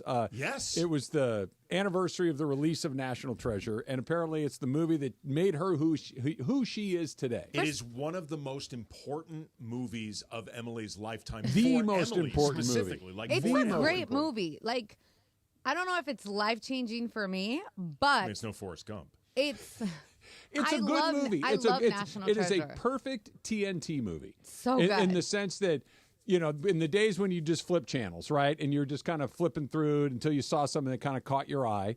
If you landed on National Treasure, if it's playing, you're at least staying through the commercial break and probably beyond that. I will seek But it. great movie. You'll seek it out. Like, I'll go to Disney Plus and just play it. Oh, yeah. So you're a step further than Well, I'm look, willing to in go. Emily's defense, what she's talking about was it was important for her in Yeah. terms of forming her love of movies and apparently love of history, as opposed Fake to history. just There's real history in that movie. Yes, there's It's no embellished. map on the back of the Declaration of Independence, That's what but they there are want you to real think. things in the movie. But like that's a different argument than one of the great cinematic masterpieces of filmmaking. Like Yes. I can tell you right now, the movie St. Elmo's Fire was an incredibly important movie for me at age 13. Like I remember seeing that movie. You saw St. Elmo's Fire at 13? Yes, I did. Oh, In good the for you. theater. It was a bunch of it was like a bunch of guys and girls. We were all together, like young teenage 13, 14-year-olds at Westport Plaza. And then afterwards we all like got together and had a very serious conversation about who was most like what characters. Oh. Like this was a very, very important conversation. Judd Nelson? I was considered by the group to be a combination of Rob Lowe and Andrew McCarthy. Like sort of like split between There them. you go. I mean, who doesn't want to be half Rob Lowe and Andrew Well, McCarthy? unfortunately, I think it was more Rob Lowe being a complete F up in the movie more than like, my God, do you resemble Rob Lowe? Do you have a movie, Laura, that is just the one that speaks to you more than any other? I don't have one in particular, but I really, really love The Breakfast Club. Oh, okay. That's One great. of the Love great that movie. compliments that I can give to The Breakfast Club, because my daughter, like maybe 6 or 7 months ago, she had really wanted to see the movie, and apparently her other friends had seen Is it. it having a renaissance among the youngs? It never went away. Oh. I don't think the movie ever went away in terms of cultural Never. currency. But she and her bestie watched the movie over at our place. Best compliment I can give this movie, they did not look at their phones once. And this is It's a talking movie. It's all it is talking. Yeah. There's like, other than maybe a couple dance montages, there are no set pieces. There are it's just talking. They were riveted. Could you describe the ruckus? Another good one, Stand and Deliver. That is Love good. that movie. That's a good boys movie. That is how boys interact with each other and become friends beyond just we both like Superman comics. Are you thinking of Stand By Me or Stand and Deliver? Oh, I'm Stand thinking and of Stand Deliver. By Me. Stand and Deliver. Stand By Me is the one you want to see dead body. Stand and Deliver, oddly enough, is the movie that Susan and I saw on our first date. Really? Yeah. Aw. Yeah. Chili's, Stand and Deliver at the Mann Theater in Monrovia. Oh, nice. That's what it Shout was. out to the There's no 626. better aphrodisiac than Edward James Olmos and Jaime Olmos. Escalante, Yep. where that nothing got us quite as we fell in love over math. By the way, I watched Boys in the Hood for the first time Wait, on, the first on time? Saturday. Really? Well, okay. We all like, what? I'm just surprised. I I hadn't come across it. I'm and I surprised decided by to watch you it. because the amount of movies that you watch. That's what it is. Yes. Yeah. It's not that you missed it somehow, but that you hadn't actively sought it out until now. That's what surprises me. It just didn't come across, and my parents didn't watch it, whatever. And so I went to the Academy Museum. They have a really cool exhibit about Boys in the Hood, and I knew that, and I know the cultural significance of Boys in the Hood. What'd you think? I really liked it, but there's the not super subtle. It's not super subtle, but it is the super Stand By Me homage. The UNC Dead Body, they're walking on the train tracks, and I love Stand By Me. Yeah, it's good. It's really good. Yeah. How excited should I be about the Lakers, Andy, in the sense that they're off to a great start? Like, I get it. Even bad teams occasionally will have a nice little run. I don't think that's what this is. I don't think they're a bad team. What I'm trying to figure out is this a really good team? Can this be a really good team? Can this be a team by the time we get into February and March, you're talking about getting a home playoff series, maybe even more than that, making a run to the Western Conference Finals, the NBA? Are they that good, or is it just this is a good start and we're better than they thought? I think they are better than a lot of the consensus. And by the way, for what it's worth, I had thought that they were better than a lot of the consensus. I think people had been too down on them. I think in part because they lost to Denver 2 times in a row in very tight series. But at the time, Denver was considered the gold standard because they were defending, they won. For me, it wasn't so much the losses to Denver. That was part of it, to be sure. It was that they were always floating around 500. That they were always in that mix of, are they going to get out of the play-in or not? And I understand that the West is deep and there's a lot, but it was always this. They never really were consistently better than their opponents. But here's the thing. They would finish around 500-ish or a few games above, but that would always be the byproduct of 2 or 3 months where they played well above 500. Yeah. So the version that's well above 500 had always been there. Like the key was, can you harness it more consistently? Can you get off to a better start so you're not spending post All-Star just scrambling? Right. Like that's one of the most important things about this 10-4. Beyond 10-4, it's point. great. It's you're creating a cushion so mid-February and beyond isn't this mad dash. It's going to be tight anyway because the West is good, but at least you are hopefully going to be approaching it from a place of advantage as opposed to just catching up. You look, everybody knows Oklahoma City is going to be really good. The Chet thing is a thing for sure, but they're going to be really good. Minnesota is going to be good. Phoenix is probably going to be pretty good, but you look at like Dallas is really struggling right now. They're off to a slow start. They're going to be back, and Luka got hurt again, but I keep trying to project out. Like Golden State feels like they got to come back to the pack a little bit. I think they are going to come back. Yeah, they're kind of like the Lakers. Like, oh, okay, this is way better than I thought it was going to be. Well, for me, and I can only speak for me, I think the Lakers are a better team on paper than the Warriors are. Unfortunately, too, the Warriors just found out DeAnthony Melton's going to be out for the season. He's one of their better perimeter defenders. He'd been starting for him.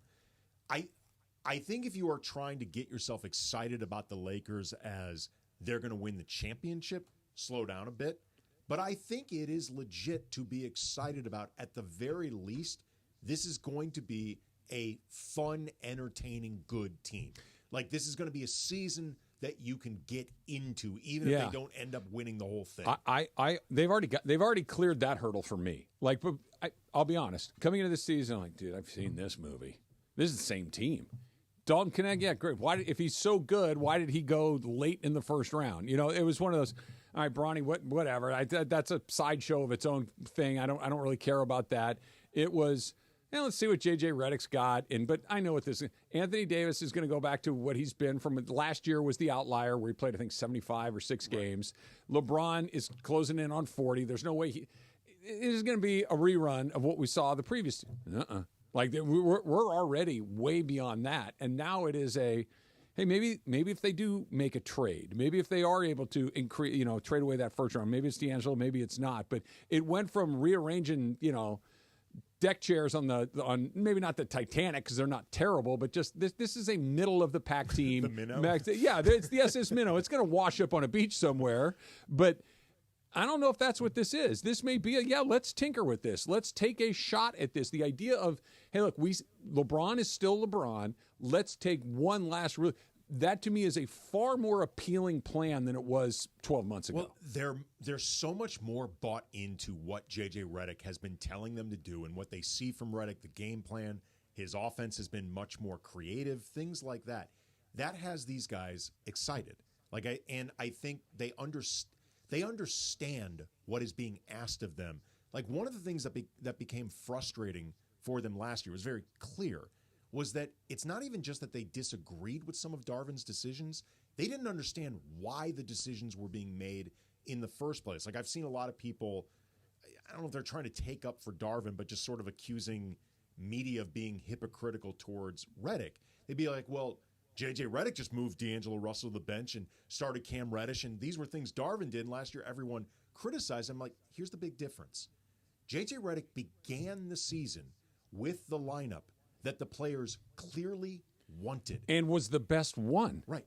But once you start from the place that the players clearly want, you give yourself agency to do other things because, like, look, I did the thing you wanted. Darvin last year seemed to be resisting the thing that they wanted for reasons that nobody could really understand. That's where you start losing guys. Like, most of Darvin's decisions taken in a vacuum, they made sense. Like, they could be justified. It's when they were all put together in the context of, why are you trying to avoid the thing that got us to the Western Conference Finals in the first place? And I like how you said it. It was the collective decision-making. And it felt like, we're going left today. Okay, we're going right tomorrow. On Wednesday, we're going to do a U-turn. It's like, can we just pick a direction and go? But also, in the meantime, like, Google Maps has said, take this way. Yeah. It's 25 minutes less, and you're insisting on going the route that's an hour and 10 minutes. With tolls. And it's like, why? Because I'm the coach. That's why. Factor Caps coming up next. It's Trav. It's Andy, 710 ESPN. Andy, where's the sticker in your car? Upper left, upper right, the little sticker that tells you when you're due for service. Upper left. I think that's where it is on most cars. If your vehicle is due for service, head into your neighborhood Valvoline Instant Oil Change, because that's the home of the 15-minute drive-through oil change. Oil changes, tire rotations, transmission care, and a whole lot more. Hey, it's supposed to start raining this weekend maybe? Make sure that your wipers are up to speed. Make sure that they're working. Make sure that all of those things that you're going to get taken care of at Valvoline, so you don't have that horrible screeching sound as well, right? Over 80 locations ready to help you get your ride ready for the road in no time at all. Here's how you find one of those 80 locations. You go to SoCalOilChange.com. You're also going to be able to get some game-winning coupons off of your next Valvoline Instant Oil Change. And at Valvoline, you don't even have to get out of your car. You stay in your car nice and relaxed while the expert technicians make sure that your ride is running at its absolute best. So go find one near you, because there is one near you. 80 locations ready to help you get your ride ready for the road in no time at Valvoline Instant Oil Change. Steve Mason and John Ireland. Mason and Ireland today at 1 after Travis and DeMarco. What perception that I put You're crossing myself. over from crossing producer over. to talent. Yeah, but I mean, Brian, Laura, we're all talented. This Yeah, you're right. Everybody is. But Everybody's he is leading a show. And I'm like, I am okay with that. I'm leading this show. This is my show. The OGs of LA Sports Radio. That's Mason and Ireland. On 710 ESPN. I'm here with Dr. Monica Madden. And Monica, when I think about going to the dentist or going to the orthodontist, I think it's professional, but it's also very sterile. That's not necessarily the case at Beverly Hills Ortho, is it? No, we have a good time. We're a vibe. It smells good. The playlist is always hopping. You're always having a good time, welcomed by our staff and team. Everyone's excited to see you. And before you know it, you're on your way out. You've had your appointment and your teeth are getting straighter. I've known you for a little while. You're pretty passionate about this stuff. Tell me what got you into this? Why did you become an orthodontist? Well, I like to take care of people. I like to service those in need. those whose lives I can make better in a fun, happy environment. I'm very connected to almost every patient in my practice, and I like to do good for society, and this is my way of contributing. Here's the number if you want to call Beverly Hills Ortho, 877-7-LET'S-DO-THIS, 877-753-8736, or on the web at beverlyhillsortho.com.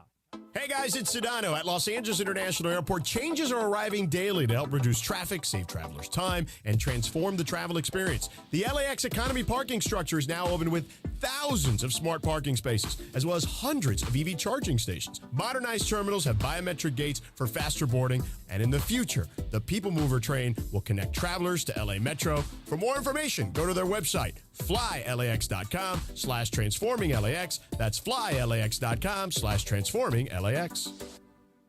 At Children's Hospital Los Angeles, we're a nationally recognized leader in pediatric care, honored by U.S. News and World Report as one of the best in the country. Here, we achieve amazing breakthroughs that change lives. From groundbreaking cancer therapies that offer new hope to young patients, to advanced heart procedures that save lives, we partner with families to conquer challenges and achieve extraordinary outcomes. Choose the best care for your child at chla.org. Los Angeles, your Rams are back home for another primetime matchup under the lights of Sunday Night Football to take on the Philadelphia Eagles Sunday, November 24th.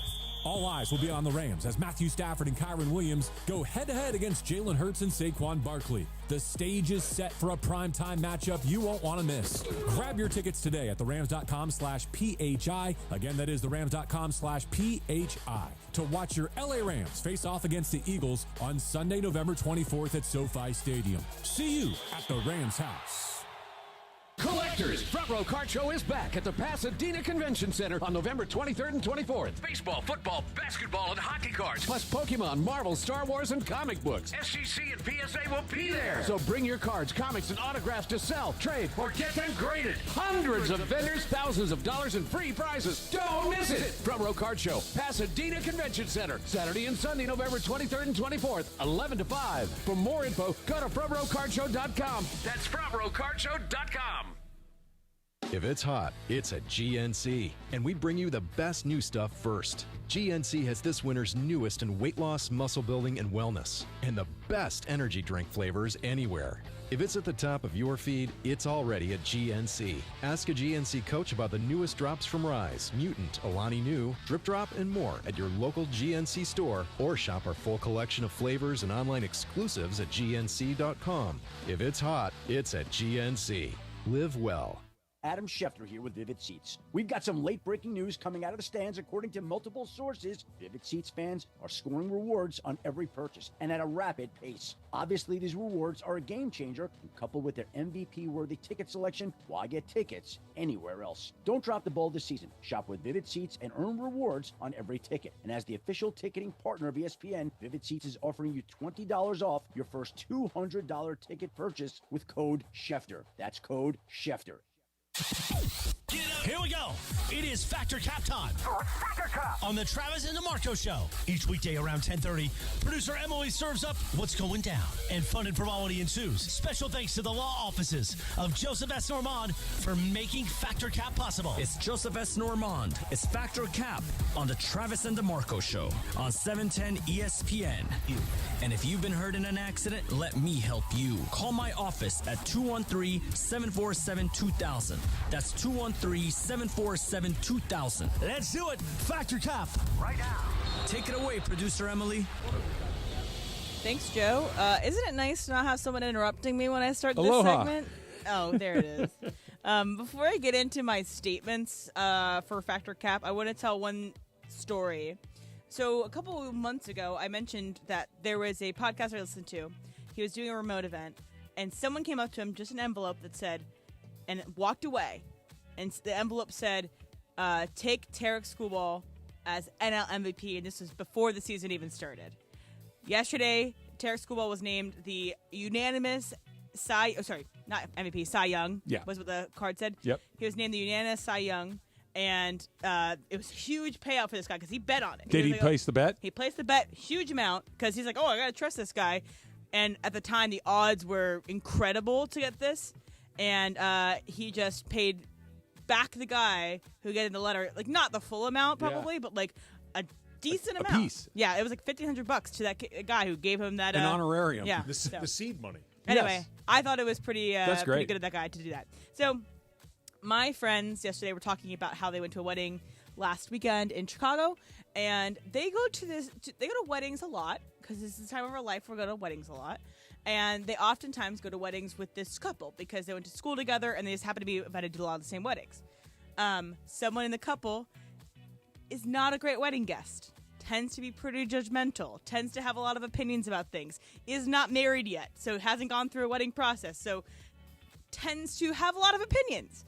So, is your sister's boyfriend? Not my sister's boyfriend. You know what a bad wedding guest looks like. Travis Fettercap. I never considered the question until you just said it, but I think it's fact. Look, a wedding is, you guys know this about me. I love weddings. I think they're super fun. Everybody's should be, at least, in a good mood. You're there to see love. You're there to see two families being blended together. You're there to see people start a life together. There's music, there's dancing, there's food, there's alcohol. Like, what's not to like? But if you're there, well, that sucks. She sucks. I would have done something sucks. different. Yeah, I can't believe they put that on the table. Can't believe they had chicken and not steak. That person's a drag. So yeah, I do think I think I could find that person. Andy? Well, I don't think you have to find that person. That person will reveal themselves. Like, it's not a judge a book by the cover. It's you read the book, and the book is thrown at you. Well, the dialogue in the book reveals the characters, and this character is crappy wedding guest. Do you like weddings?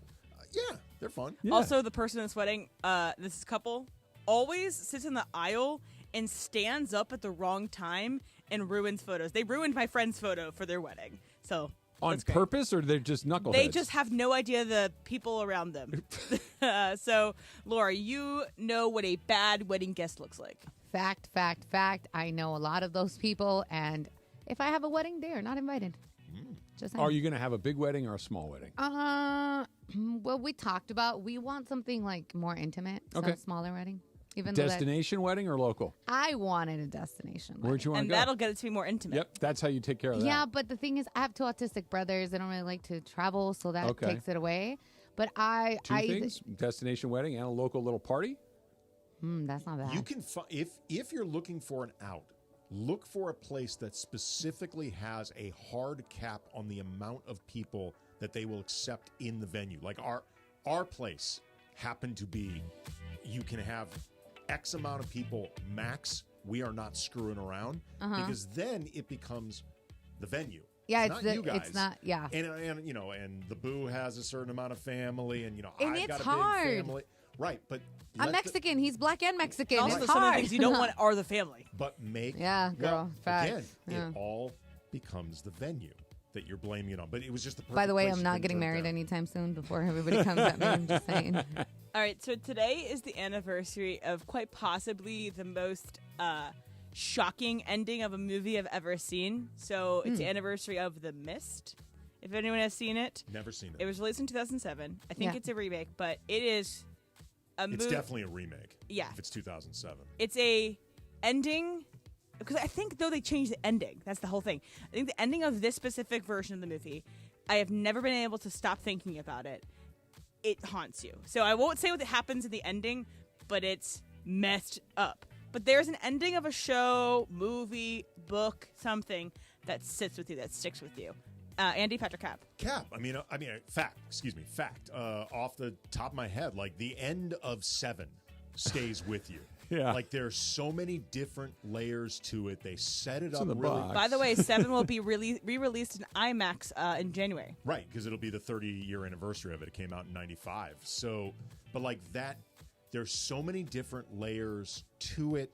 They set it up really well where you don't see it coming, but it's not out of the blue. Like everything led to that point.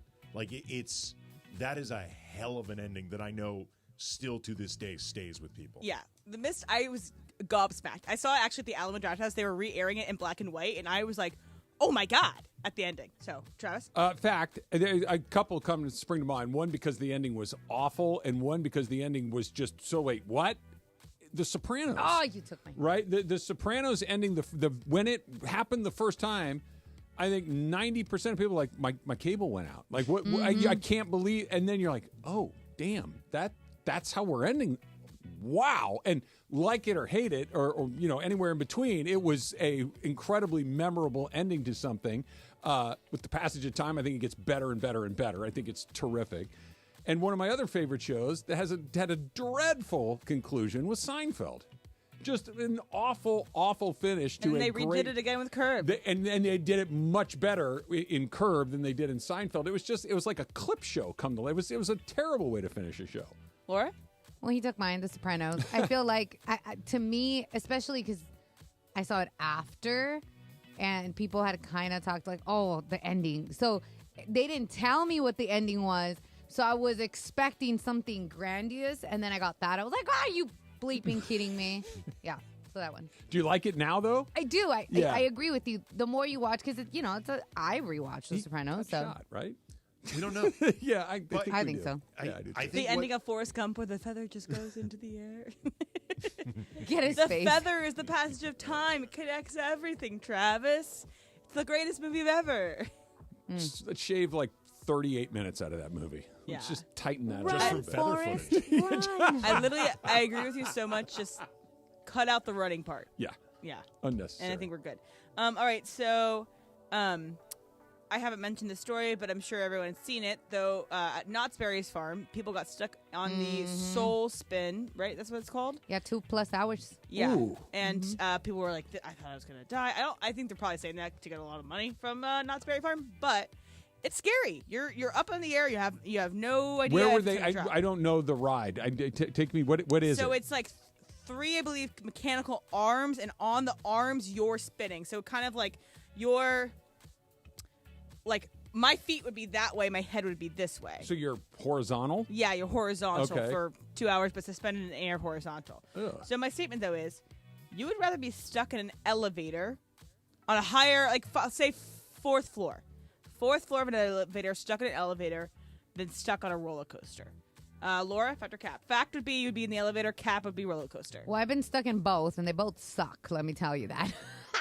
But I would actually rather take the roller coaster because it happened at Incredicoaster, and it wasn't that bad, versus 8 floors. How long were you stuck? Probably like 40 minutes. Oh, that's a long time. But we were like not upside down. I think it You're just would have been sitting in a little upside. Yeah, train? like a little uphill. Ugh. But I was stuck in my apartment complex, my old apartment complex, and I was on the 8th floor for like a good 5 minutes on the elevator. Man, that's different. It hits because you're like, get me And out. you can't see anything. Yes, You can't it tell was if people are trying to bad. help you or Yeah, not. That Yeah. was worse. That was worse. Travis? Which one would rather be stuck in the elevator? That would be fact. I want fact. Because here's the thing. Trapped, like you were talking about in the Incredicoaster or whatever, I'm in that seat with the harness over me. I can't move. I am pinned into a very, very small space. I'm not worried about the elevator falling. That doesn't really happen. You know what I mean? Like that's not going to happen. You might be in there a long time, but at least I can walk around a little bit. I know it's a small area, but at least I can walk that 4 feet back and forth. Just being able to move my body would be less terrifying than being confined to a roller coaster train. To me, it depends a lot on a couple things. First of all, what is the position that I am stuck Yeah. in Yeah. on this roller coaster? Like, you get stuck upside down for 45 minutes. Oh, no. You may pass out, throw up, die, whatever.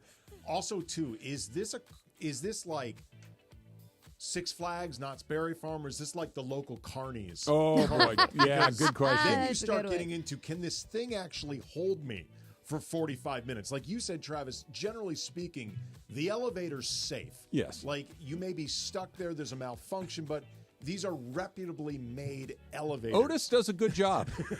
Yes. Don't Like, come at how Otis. many- No, that's what I'm saying. The Otis it's worked for centuries. But like, how many people in charge of this carnival ride have long beards? or missing All of them. limbs. Missing limbs. You know, like, how much Records. Yeah, records. Like, those are the details that really matter in terms of the roller coaster question. Yeah, no, anything that's in a grocery store parking lot is a non-starter. Like if it's owned by a corporation, we're probably like, is it okay. the equivalent of like a pop-up carnival. Yes. If it's a pop-up carnival, give me the elevator. Are they in Pomona one weekend and in Riverside the next? Exactly. Like that we're not doing. But if it's just kind of there, I feel like Like we're if there's all right. if there's sweet corporate money backing this roller coaster, I would probably rather take the roller coaster because you're outside. It's less. And they have a lot to lose. Yeah. Yes. Yeah. Yes. Outside is the better of the two options, but pinned into one position. You see me, I stand up every break. I can't sit in this chair for 8 minutes without wanting to move around. No chance, no how, no way. Factor Cap is brought to you by the law offices of Joseph S. Normand. You have many choices in your legal team, but family always comes first with Joe. Call 213-747-2000. That is the law offices of Joseph S. Normand. The number one more time. If you are hurt in an accident, if you are injured, call Joe at 213-747-2000 or go online at normandlegal.com. There's somebody else that was not impressed by the Jake Paul, Mike Tyson fight. The list is long, but there's an important name to add to it. It's coming up next. It's Trav and Andy, 710 ESPN. And it's an LAFC playoff ticket Thursday on 710 ESPN, your home of the black and gold. Just listen for your cue to call. When you hear it, be caller number 7, and then you will be at BMO Stadium Saturday night for the Western Conference semifinal against those stinking Seattle Sounders. LAFC Seattle, LAFC playoff ticket Thursday. Listen all day long for your chance to root on the black and gold. Hey, it's Mace here. Wait until you experience the NBA at the hottest, most amazing venue in LA. That is Cosm in Inglewood. It's called Immersive Shared Reality. It will look and feel like you are courtside. If you want to be at Cosm for live NBA action, go to Cosm.com. That's COSM.com. Use code ESPNLA. Get 20% off any NBA game in November. Do not wait. Tickets go fast. Go to Cosm.com. That's COSM.com. Hey, it's Cappy. Smile at every mile with Ocean Subaru of Fullerton during the 2024 Subaru Share the Love event, where every Subaru purchase helps make a difference. Lease a brand new 2025 Subaru Crosstrek Limited for just $284 per month for 36 months with $39.95 due at signing. Looking to sell your car? We'll pay you cash on the spot at Ocean Subaru. With approved credit and Subaru Motors Finance. Every new Subaru purchase or lease, Subaru will donate $250 to your choice of charities. Not all buyers or vehicles will qualify. VIN S37011188. MSRP $36,558. Please for 36 months, 10K miles. Plus tax, tag, title, and dock fee. Zero security deposit. See dealer for complete details. Expires 11/30/2024. At the Home Depot, we know Saturdays are for college football. That's why we have everything you need to never miss a play. Like North America's #1 home fire safety brand, Kidda. Because on a day full of football sounds you love, like fight songs, roaring crowds, and your favorite commentators... like me, Kirk Herbstreit. The last sound you want to hear is... Defend your game time with Kidda and the Home Depot. How doers get more done. Based on total household installations as of December 2023. Order for Jennifer C. Is this my double shot, double cream, double froth, double pump, double whip, double sleeve? Yeah. Can you handle that much caffeine? Did you know Discover automatically doubles all the cash back you've earned at the end of your first year? Oh, really? That's great. Seriously, did you know Discover automatically doubles all the cash back you've earned at the end of your first year? Yeah, you just said that. Did you say I just said that? Yeah, I'm cutting you off. I can't have any more? Why not? You earn, we match. Discover Cashback Match. See terms at discover.com/creditcard. And yes, welcome to the Travis and DeMarco Show. Now mornings, 9 a.m. to noon on 710 ESPN, your destination for LA sports. Let's get back to the fellas. The Travis and DeMarco Show continues right now. Well, the fellas aren't back yet, so hopefully they'll be back sometime soon. But Laura, you were telling me in the break about when you were stuck on the roller coaster. How did you pass the time? So luckily, I was sitting next to friends. My friends were in the back. My boyfriend was next to me. So we were honestly just like kind of making fun of the situation.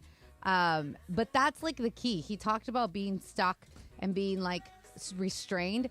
But if you're stuck in an elevator with people you don't like, that's going to be really bad. I was luckily stuck by myself. But being stuck in an elevator with people you don't like, or a roller coaster with people you don't like. I like the idea, though, at the roller coaster, you can see people coming to help. In the elevator, you're kind of on an island. You can't see the help coming. I don't know. Yeah, I don't know. Where were you Don't guys they at? have that little phone in there? They The do, intercom but you can't see people. No, but if somebody says, hey, look, the fire department's coming, we'll keep you posted. I mean, they can yell that to you when you're on the roller coaster. Yeah, that's right. The being trapped with people you don't like in the elevator, that would be challenging. Yeah, see, because you don't like to talk to people already. And then now you're stuck with people that you might not like or you don't care to like. I'm actually okay talking with people if I know there's there's an end game to it. You know what I mean? Like even in an elevator Golden trapping in situation, it's one of those, hey, look, we're going to be in here. Like we can chit chat a little bit. It's that, hey, you're walking in, I can't do that. Like for you, Emily, is the elevator worse? Because I know elevators are a very specific thing trigger. for you. I don't like the claustrophobia of it in terms of like if I got stuck there, I don't like the claustrophobia of it. As I feel like a roller coaster, if you're not like on the high hill or whatever, I think that you at least have the outdoors. You don't feel like you're trapped the same way. So we were talking last week. I think you were filling in for Ireland, and we were talking about the Tyson-Jake Paul fight. And you and I think we're of similar minds. Like this is the mere existence of this is farce. Yes. Right? That a 58-year-old man is fighting a YouTuber is by definition An MMA ridiculous. trained YouTuber, but a YouTuber. He's not a boxer. He's not a boxer, and he's not a professional fighter. He is somebody who has trained as a fighter, but doesn't really fight other real dangerous fighters, nor was Mike Tyson at 58 years old necessarily this. Did you watch the fight? I watched most of it. We had to deal with the Laker game that was going on at the same time. Okay. But as I was editing Locked On Lakers, available 5 days a week everywhere you get your podcast, Monday through Friday, always free, never behind a paywall. And for the sickos who like to watch, there is a YouTube component. Mm-hmm. As I was, thank you, editing, I did catch most of the finger quotes fight. And your takeaway was? Just ridiculous. Ridiculous, honestly kind of boring. Yeah, very boring. Very boring. The best part of it was, and I said on Monday when we came here and talked about it, I had a wonderful time. Like, I really did. It's the first time in a very long time where a fight, and I think part of the reason I had such a good time is the fight before the main event was an actual great fight. I didn't see any of that. I heard that was good. Terrific fight. I believe it was Hogan against Serrano. Serrano for sure. Taylor. It was a terrific, two fighters that were real fighters standing in the middle of the ring, hammering each other. It was a great fight. And then the spectacle of leading up to this other thing, I hadn't watched one of those in a long time. It was very nostalgic and fun, and seeing Mike and old footage. It was tremendous fun until the fight started. And then it was very apparent that it was absurd to me, literally from the first round. And this was before Mike had his tongue hanging out and did stop throwing punches for the final 6 rounds. He clearly was under the edict, whether contractually or otherwise, hey, don't kill this guy. We've talked about this a lot. We were texting back and forth. We've talked about it before the show. I don't buy that. He's 58. To me, the idea that Mike Tyson could just automatically drop Jake Paul at 58 feels like massive presumption. Okay. I won't even push back too hard on that. What the reason that I thought this was, Mike's not doing his thing.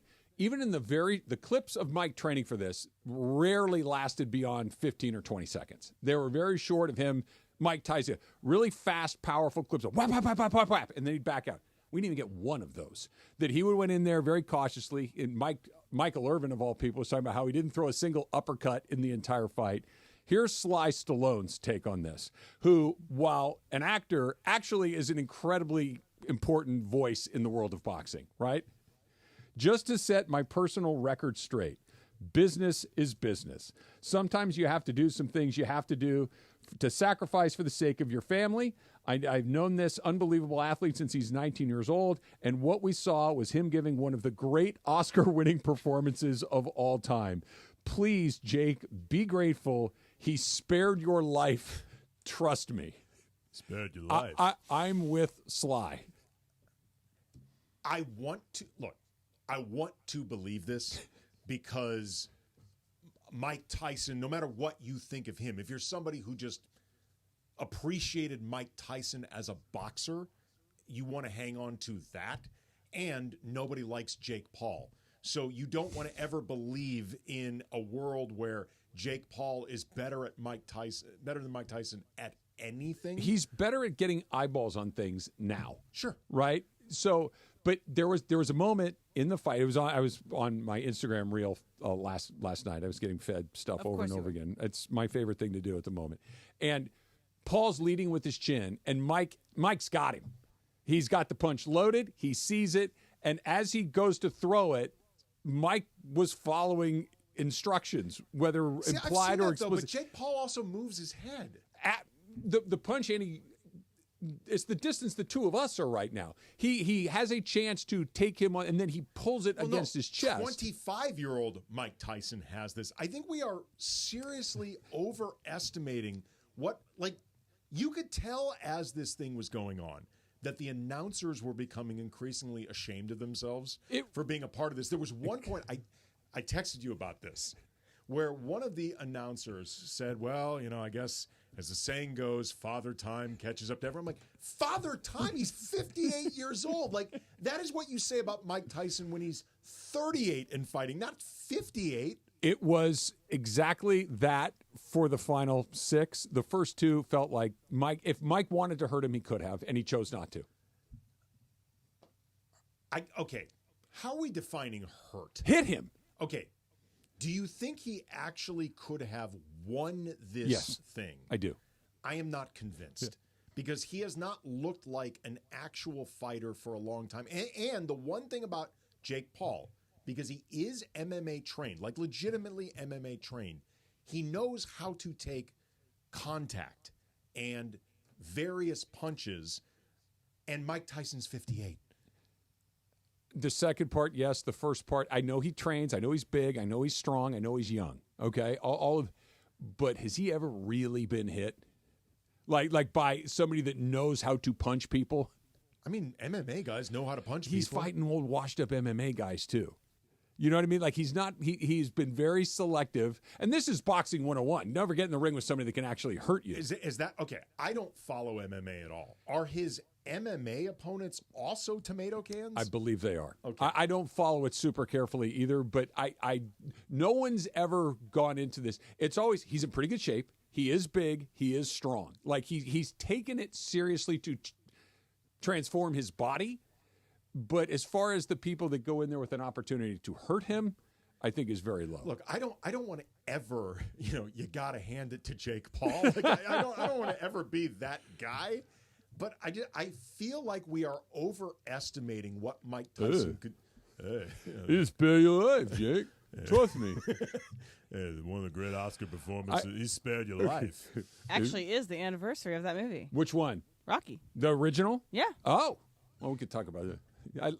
The Rocky's life arc is very complicated to me. Really I don't quite understand it. We're going to do our snake draft a day early because Andy likes the drafts. And what are we drafting next? We are going to draft our favorite social media accounts. Oh, the ones that we love to follow because, one of them, LeBron James's account, is apparently going silent. You got to take him off your list, Andy, Yeah. because he's no longer going to participate off. in social media. That's coming up next. It's Trav and Andy, 710 ESPN. You've heard me say this a bunch. You've heard DeMarco say this a bunch, and it's true. If you are hurt in an accident, you need to call the law offices of Joseph S. Normand. You heard Joe in here the other day. Joe's a great guy, and Joe knows the law. And Joe knows the law, and just as importantly, Joe knows insurance companies, and he knows what they're going to try to run on you. He knows what these cases are worth. He's going to make sure that you get what you deserve, what you're entitled to, not what the insurance company is offering you. That's why I called Joe when my son was involved in an accident. We called Joe, and he took care of everything for us. It was absolutely fantastic. So we know that you got a lot of choices when it comes to making that call after an accident, and DeMarco and I are really encouraging you to call the law offices of Joseph S. Normand. 213-747-2000. Find out what his all-star team's all about. Find out why he treats you like family. I can speak to that firsthand.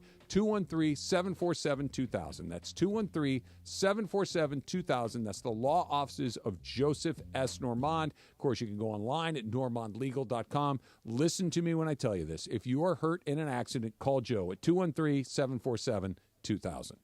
The playoff atmosphere at BMO Stadium is like no other. Oh, the crowd is loving it here at BMO Stadium. The Black and Gold are one step closer to their third straight MLS Cup final appearance. These playoffs are never easy. Seattle's a really amazing team, a ton of amazing attackers, so it's going to be another tough one.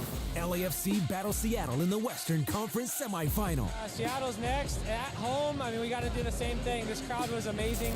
Coverage begins Saturday at 7 p.m. on the ESPN LA app. Gear up and get out to Kelsey's at Pachanga, the top spot in the Temecula Valley to watch all the Monday Night Football action. Dozens of TVs means all your favorite games, plus a M&F food menu fit for the greatest fans. Sliders, loaded tater tots, pulled pork pizza, and a lot more. Plus, you'll find beers on tap and incredible craft cocktails at Kelsey's. Visit Pachanga.com and follow at Pachanga Casino on Instagram for info about special and exclusive NFL team appearances. We'll see you at Kelsey's at Pachanga. Collectors, Front Row Card Show is back at the Pasadena Convention Center on November 23rd and 24th. Baseball, football, basketball, and hockey cards, plus Pokemon, Marvel, Star Wars, and comic books. SGC and PSA will be there. So bring your cards, comics, and autographs to sell, trade, or get them graded. Hundreds of vendors, thousands of dollars in free prizes. Don't miss it. Front Row Card Show, Pasadena Convention Center, Saturday and Sunday, November 23rd and 24th, 11 to 5. For more info, go to frontrowcardshow.com. That's frontrowcardshow.com.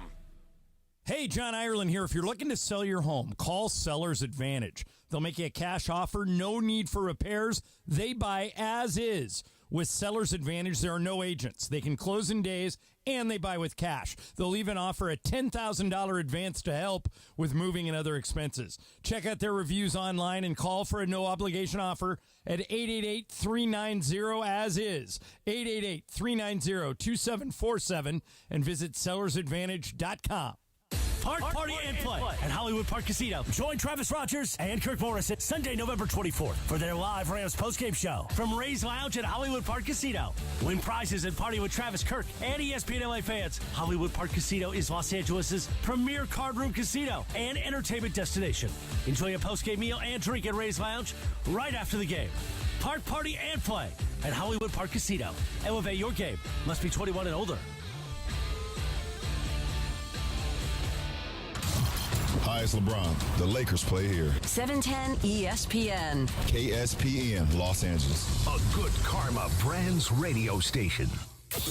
And yes, welcome to the Travis and DeMarco Show. Now mornings, 9 a.m. to noon on 710 ESPN. Your destination for LA sports. Let's get back to the fellas. The Travis and DeMarco Show continues right now. All right, so we're doing our snake draft today on Thursday because Andy's in, and he likes the draft, right? He loves the draft. I do like the draft. Exactly. And we will be at Legends Attic tomorrow, so make sure you come out and see us there. You know, who else is going to be at the Legends Attic? Steve Sachs will be there. Steve Garvey, former National League Most Valuable Player, will be there. Saxy, of course, is a Rookie of the Year recipient. They are both World Series champions, and our pal Oral Hershiser, who has won all the awards there are to win in Major League Baseball. And Legends Attic is just a really cool place to go check out if you're a sports fan. There's a picture of me there, too. Yep, there is. But the reason why we're going to draft our favorite social media accounts is because LeBron James reposted something that Rich Kleiman said about, there's too much hate and negativity in the world today, and the sports media landscape is so full of negativity. Okay, sure, I'm sure that is true. And then LeBron James says, and with that, I said, holla and y'all at y'all. I butchered that. And with that said, I'll holla at y'all. Getting off social media for the time being. Y'all take care. So now that we have LeBron out of our lives, we have to have the other accounts that take up our time. Excellent music choice, by the way, underneath social Saw network. her. Yeah. Actually, it's not. This is not. Oh, no, is this Challengers? It is Challengers. Okay. But it's Trent Reznor, Atticus Trent Ross. Reznor. So Yes, anyway, yes. so composition notes here. I was just about Well, I to was say just thinking that. social network because social media. I was going to do social network, but then it's a little slow. Anyway, there's Why other you things gotta behind announce this. that you're quitting social media. Just quit social media. Exactly. He needs it. Everybody, all these celebrities need to announce. Just, hey, because so eventually somebody go, hey, you haven't posted in quite a while. Yeah. Man, I don't need that in my life anymore. Oh, okay. Not, hey, guys. Hey, you guys. Come look at me. Yeah. All right, but the order for our social media accounts is Laura, Andy, Travis, Emily, 3 each, 12 total, because that's all going to be on the graphic, right, Anthony? Thanks. Laura, you're first. Okay, so just want to make sure that I say that I purposely did not put any of work stuff on this, because if not, ESPN would probably go first. Okay. Yeah. So I'm not doing any work And stuff. follow ESPN Los Angeles on all your socials. Indeed. Yes. Over 1 million follows. What? 1 plus. 1 plus. 1 plus. Yes. So, and they're all Instagram accounts for me. So the first one, I can't even say the full name because we will have to dump. Okay. So it's Crazy Bleep Problems. I love it. It has a lot. I mean, they have some ads in there, but pretty much everything they have, it makes me laugh. So yeah. That's What kind of stuff is on it? Like just like random like funny memes or like funny videos that they'll like recollect. Okay. All right, Andy, what's your first pick? My first pick is going to be Dragonfly Jones with a Z at the end. His official name, I guess, on Twitter is America is Musty. He is absolutely hilarious. Great NBA pop culture music. He's very funny but very smart. He does a podcast. God, I'm blanking on the. It's part of the Volume Network, Colin Cowherd's network. I'll find the name of it. He's a very, very funny, smart guy. I think most people who follow the NBA know him. All right, Travis, what's your pick? All right, so I think anybody that knows anything about me knows that one of the things that, aside from sports, that I am deeply, deeply interested in is food. Right? So my number one thing, every time I see this guy post a new video or post on Instagram or whatever it is, it's called Chef Reactions. And it's him, he's a real chef, watching other people make abominations of recipes. And he criticizes their techniques and their ingredients and how unnecessary this is, how bad the videos are. And then every once in a while, he'll slide a video of like a Nona, as he calls grandmother, that does it perfectly. And this is how you do it, and it's both really funny and very, very sweet, and it makes me laugh every single time. And one of his things is, how long until they throw a brick of cream cheese in this? And invariably, there goes a brick of cream cheese in the middle of it. It's terrific. And then there's offshoots of that, of like this woman who just does crockpot reviews and will stop the video when they put a block of cream cheese in there. And sometimes the video is 10 seconds long, and sometimes the video is 3 minutes long. It's terrific. Funny. All right, so I got two picks. One I'm going to go with because it makes me giggle. I love seeing it. I love seeing him post 3 days after the fact of whatever happened with just a box score of just nothingness in this. It's like, wow, they did really good. Our team won. Congrats, team. Magic Johnson. I live for Magic Johnson tweets because they make me giggle. It's a great choice. I'm just like, it's a good one. Why did you think about this? What happened here? So Magic Johnson is my favorite. I got a question for all of you guys. Okay. Is the Magic Johnson social media presence self-aware? Based on what I have heard from somebody that used to handle Magic's tweets, I think it is. Yeah. It is? No. Oh, it's. I meant like this is really who Magic is. This is. I would like to tweet the following. Yes, I think he wants his stuff to be very, very uncontroversial. Like Magic is not looking to ruffle feathers. It's the center of the bullseye of that. But then it's also like, why even tweet? The thing is, it's like because Magic likes to have his thoughts out there. Magic likes to be loved. But there's no thoughts in there. Sure It's just the a Lakers statement. played well. It's AI. The Lakers won 117 to 98. Like that's the tweet. That's a good I take. told you. I know what are your somebody thoughts, who guys? used to be involved with Magic's Twitter account. It sounds like AI. Oh, I don't. AI is not AI. that clever. Like No. it's wonderfully clever if it's self-aware. If it's not, then it's something don't else. think it is. Okay, then that's great. I like that answer too. All right, my second pick on the come around is going to be it's a sports related one as well, but it's not like I have to go to this page and get all my information for the show. I love it because when I see a big moment happen, I can't wait to see what they do. Art, but make it sports. So I'm sure you guys have seen this on Twitter. People will share this and repost it, but they'll take a photo in sports, and they almost always find the exact right piece of artwork that mirrors this. So right now they have one called The Dance by Emilio Cruz, which is looks like Marta's big goal for the Orlando Pride. You know, so it's a really great account if you want to follow. They have one about the Jerry Jones ceiling, the piece of metal falling from the ceiling, but it's just like another piece of artwork.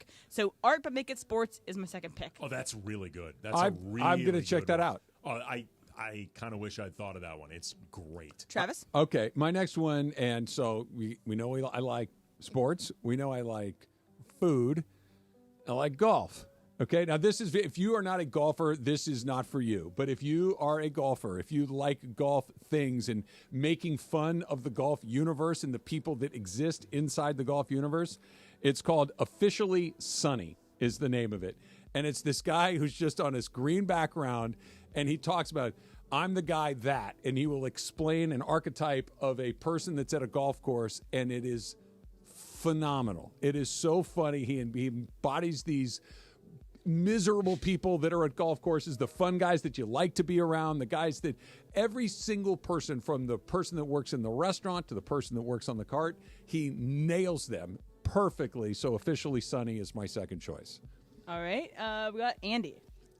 My next one is one that I just recently landed on. I don't know how I did, but I find it very funny. If you are a Sopranos fan, you will know the characters being referenced. It's called Christopher Moltisanti Weighs In on Current Events.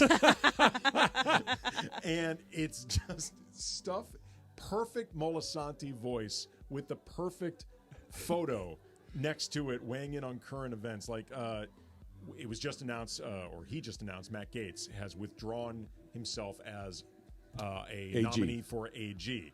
And they just tweeted out from Christopher Moltisanti Weighs In on Current Events, picture of him on his cell phone. But I ain't an attorney or a general, Mr. President. There's another one with him having a confused face, and it just says, "He's alive, Mike Tyson?" And then there's another, you learn another one called Paul Galtieri Has Opinions. And there's one of him, he's on a payphone. And it says, "Yeah, Tone, it's me, Jay Leno, taken care of." So Christopher Moltisanti all in on this Jay Leno thing. Christopher Moltisanti weighs in on current events. That's terrific. It is hilarious. I love it. I love it. All right, Laura, you got two.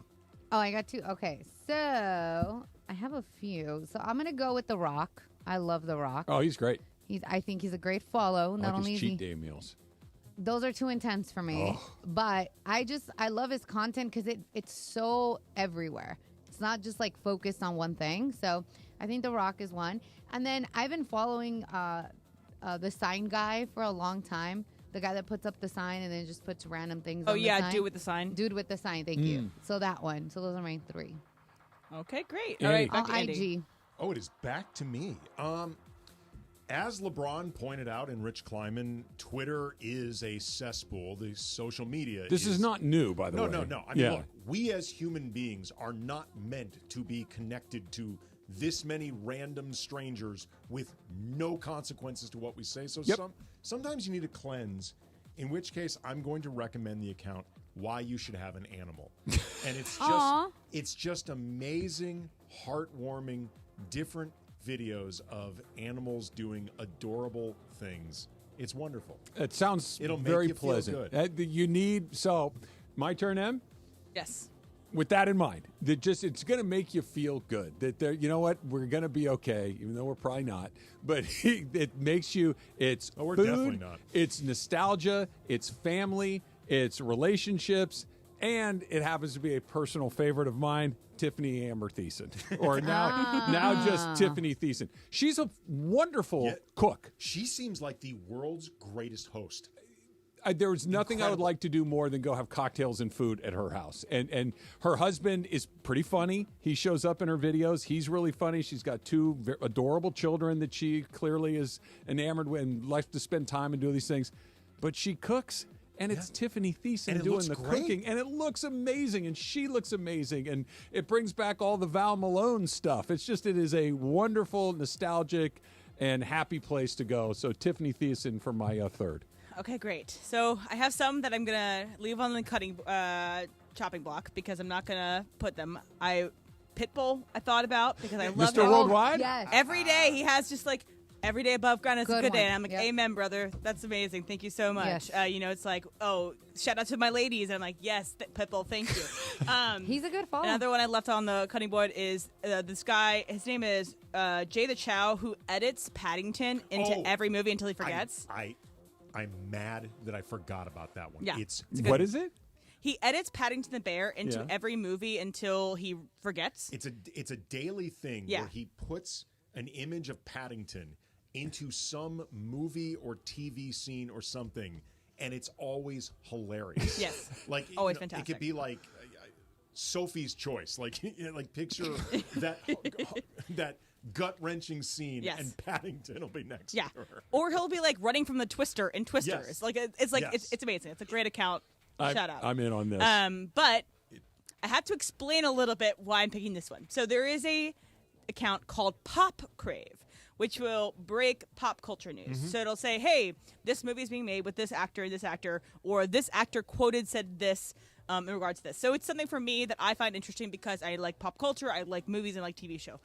The actual account I'm going to do is Poo Crave, which is it's actively trying to do misinformation in terms of saying it's like quoting somebody wrong or saying something stupid, like this person was found this, and it just makes me laugh every time I see them. It's not about poo. It's about and when it pops up too, you look for a second. It's like, is that the real one? It's like saying like NBA Sentinel, where like spreads bad things. So I'm gonna go Poo Crave as my last pick. I'm in on all of these, but I think the one that I'm going to have to really start to absorb is Moltisanti. It's so good. That sounds terrific. Whoever is behind this, probably the same person with Paulie as well. Yeah. Does a phenomenal job. There's also No Context Succession. That's a good follow, too. If you like Succession, they'll just post something that's relatable to today's news. I know that there is something that Major League Baseball is dabbling with in spring training, Andy, that you and I will have thoughts on, that you and I would like to be involved in the creation of. That's coming up next. It's Trav. It's Andy. It's 710 ESPN. Let's talk about my pals at NextGen, 833-3NextGen, 833-3NEXGEN, and they're the best in the business. And that's not just my opinion. That is thousands of five-star reviews online to confirm it as well. Here's what they got going on right now. They've got an $88 drain cleaning that's going to take care of that problem that you've had in your house for how long now? You got that sink, right? You go to brush your teeth or shave or wash your hands or whatever, and then the water sits in the thing for, I don't know, an hour, a couple hours before it finally trickles out. Get that thing fixed right now. Just $88. Expert plumbing, heating, and AC solutions. A trusted name for home comfort. They got you covered for your air conditioning, which you're going to need any day now because it's LA and it gets hot all the time. Your heater, you're probably firing that thing up for the first time in a while. Want to make sure everything's running at its best and prioritize the safety of your loved ones at home. You can do all of these things with NextGen. 833-3NextGen. 833-3NEXGEN to take advantage of their $88 drain cleaning special, or visit nextgenairandplumbing.com to schedule your appointment online. And it's an LAFC playoff ticket Thursday on 710 ESPN, your home of the black and gold. Just listen for your cue to call. When you hear it, be caller number 7, and then you will be at BMO Stadium Saturday night for the Western Conference semifinal against those stinking Seattle Sounders. LAFC Seattle, LAFC playoff ticket Thursday. Listen all day long for your chance to root on the black and gold. Trojan fans, want to go to the USC-UCLA rivalry game at the Rose Bowl? Just grab an icy cold Coors Light and visit CoorsLight.com/college football. Enter the keyword SCORE, and you got a shot to win your tickets to the game. It's all thanks to our great friends at Coors Light, the official beer of college football and proud partner of the USC Trojans on ESPN LA. No purchase necessary. Starts 8/1/24. Ends 1/21/25 at 11:59 p.m. CT. Must be legal residents of 50 USDC, 21 years of age or older. Void where prohibited. Use keyword to get entries for keyword prizes. See official rules at www.CoorsLight.com/college football for entry instructions, keywords, odds, prizes, and restrictions. Sponsor Molson Coors Beverage Company, USA, LLC. 250 South Wacker Drive, Chicago, Illinois, USA, 60606.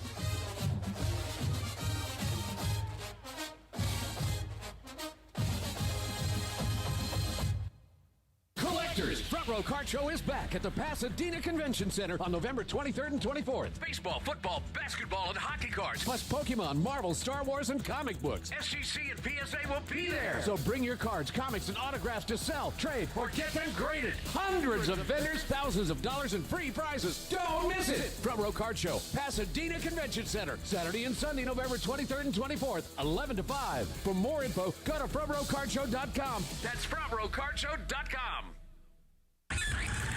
Here we go on an LAFC playoff ticket Thursday. Here's your cue to call. Caller number 7 right now at 877-710-ESPN. You win a pair of tickets to BMO Stadium Saturday night. LAFC, Seattle Sounders, the Western Conference semifinal. Caller number 7 right now. You win on an LAFC playoff ticket Thursday.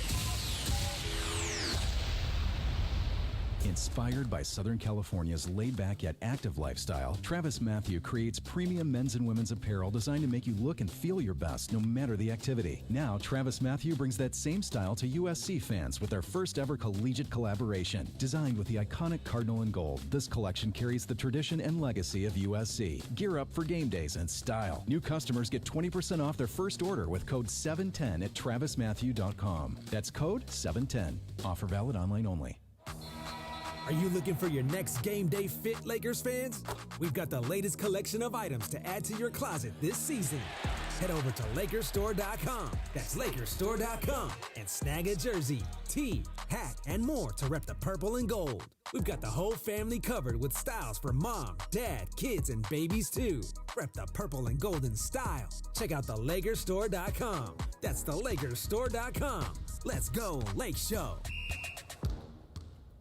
Hey, it's Mace. NFL fans, big news. We've got a major shakeup here in town with the Los Angeles Rams. That's right, Rams bringing in some huge talent, and it didn't require any trades or clearing any salary cap space. The Rams have brought on the one and only Jacob Imrani as their chosen legal partner. So remember, Rams fans, when you're injured, call the chosen legal partner of your favorite team called Jacob. Accident or injury, call Jacob and Ronnie. Call Jacob.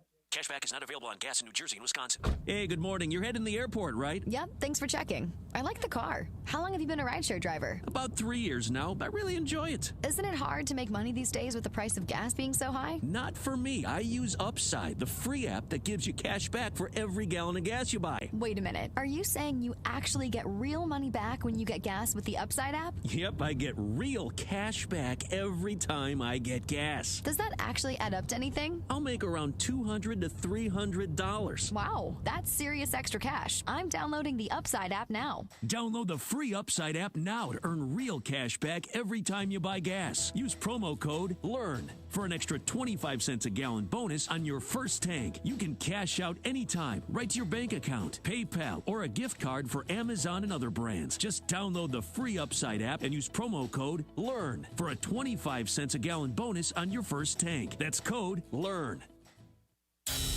This is the Travis and DeMarco Show. Now weekdays 9 a.m. to noon on LA's mega sports station. 710 ESPN.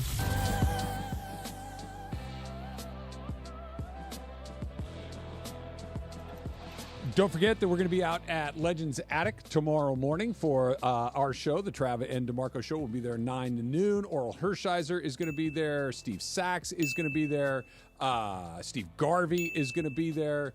My pal Mike Capozio and Eddie, they're going to be there. It's going to be a great day. So come on out and check us out. If you want to do that tomorrow morning, it'll be a great way. We'll talk, I'm sure we're going to talk a ton of Dodgers tomorrow. 3 World Series champions in one spot. That's pretty cool. By the way, Mace was weighing in on our draft picks. I saw.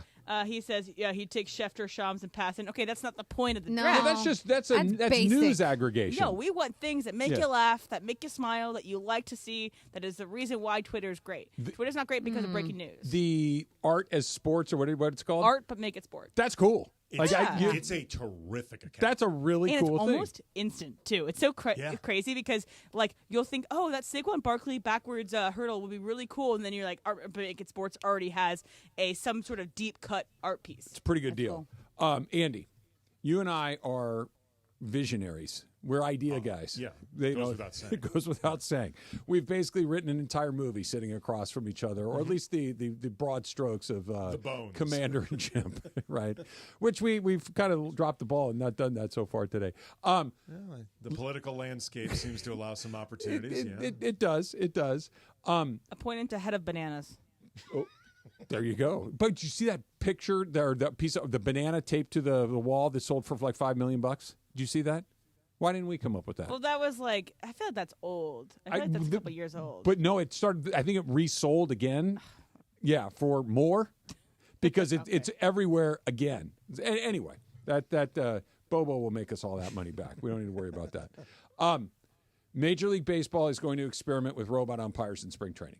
It is well past the time of us having human beings have That's not my strike zone. No, it's the strike zone. You don't get a personal interpretation of the strike zone. But we've had it in the minor leagues for a while. We're getting closer and closer, and baseball's going to have robot umps in spring training.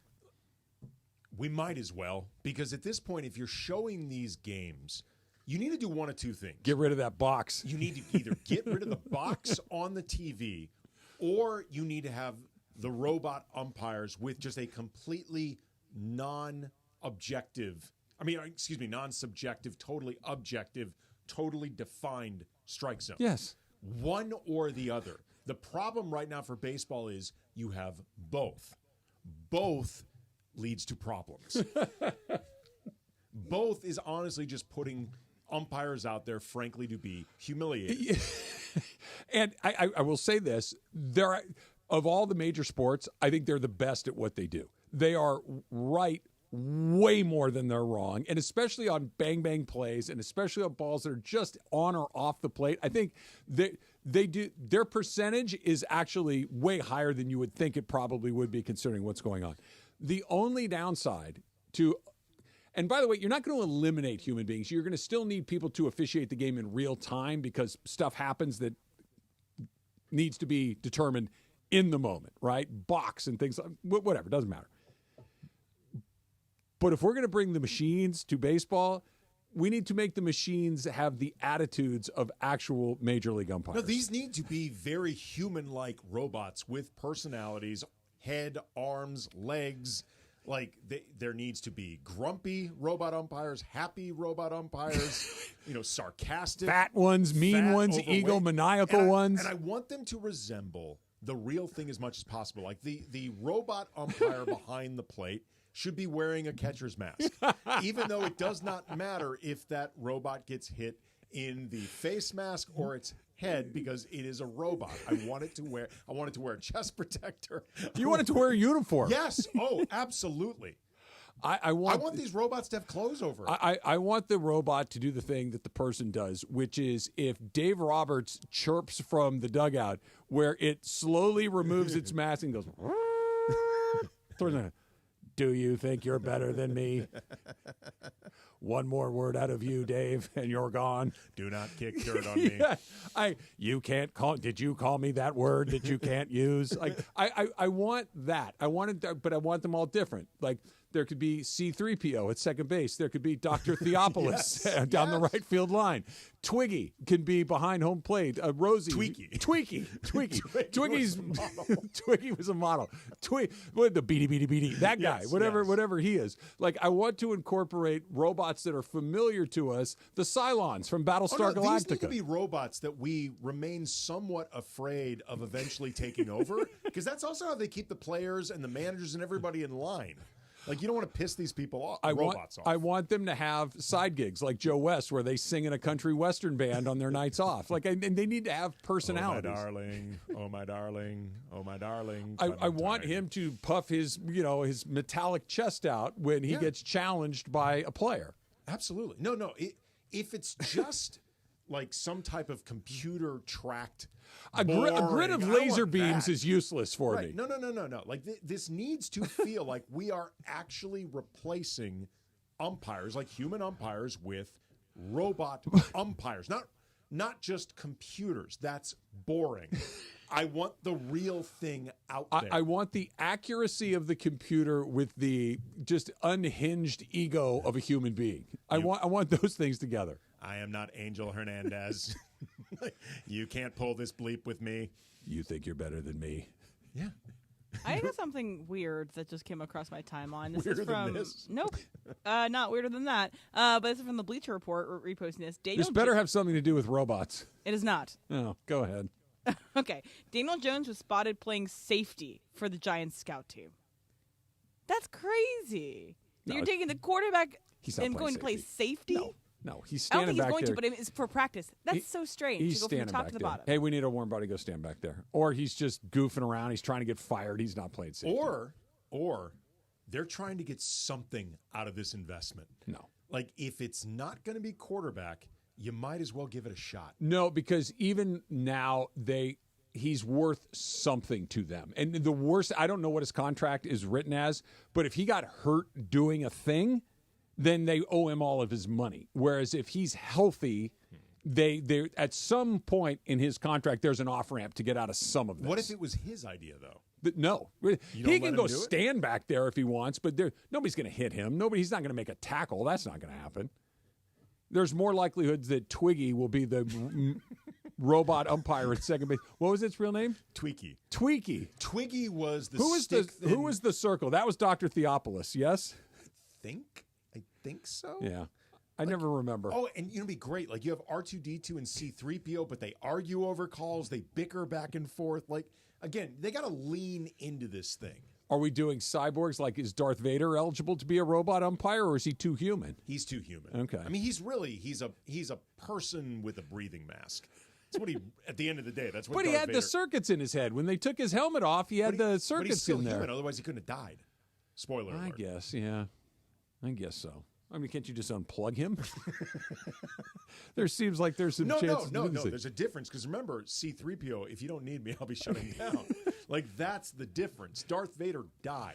All right, call in right now for your chance to win the ultimate game day prize pack from Hollywood Park Casino, which includes this Sunday's tailgate party passes to the casino and game day tickets to SoFi. Call in right now, 877-710-ESPN. That's 877-710-3776. And don't miss your chances to win the ultimate game day prize pack. Hollywood Park Casino, party, park, and play.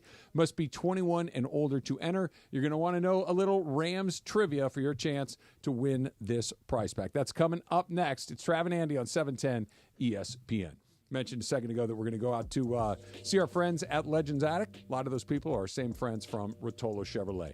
Let them do for you what they have done for countless others. Let them show you why they've won Dealer of the Year 13 years in a row. So if you've been thinking about a Chevy car truck, maybe you've been looking at that new Silverado, right? Maybe you've got your eye on something else.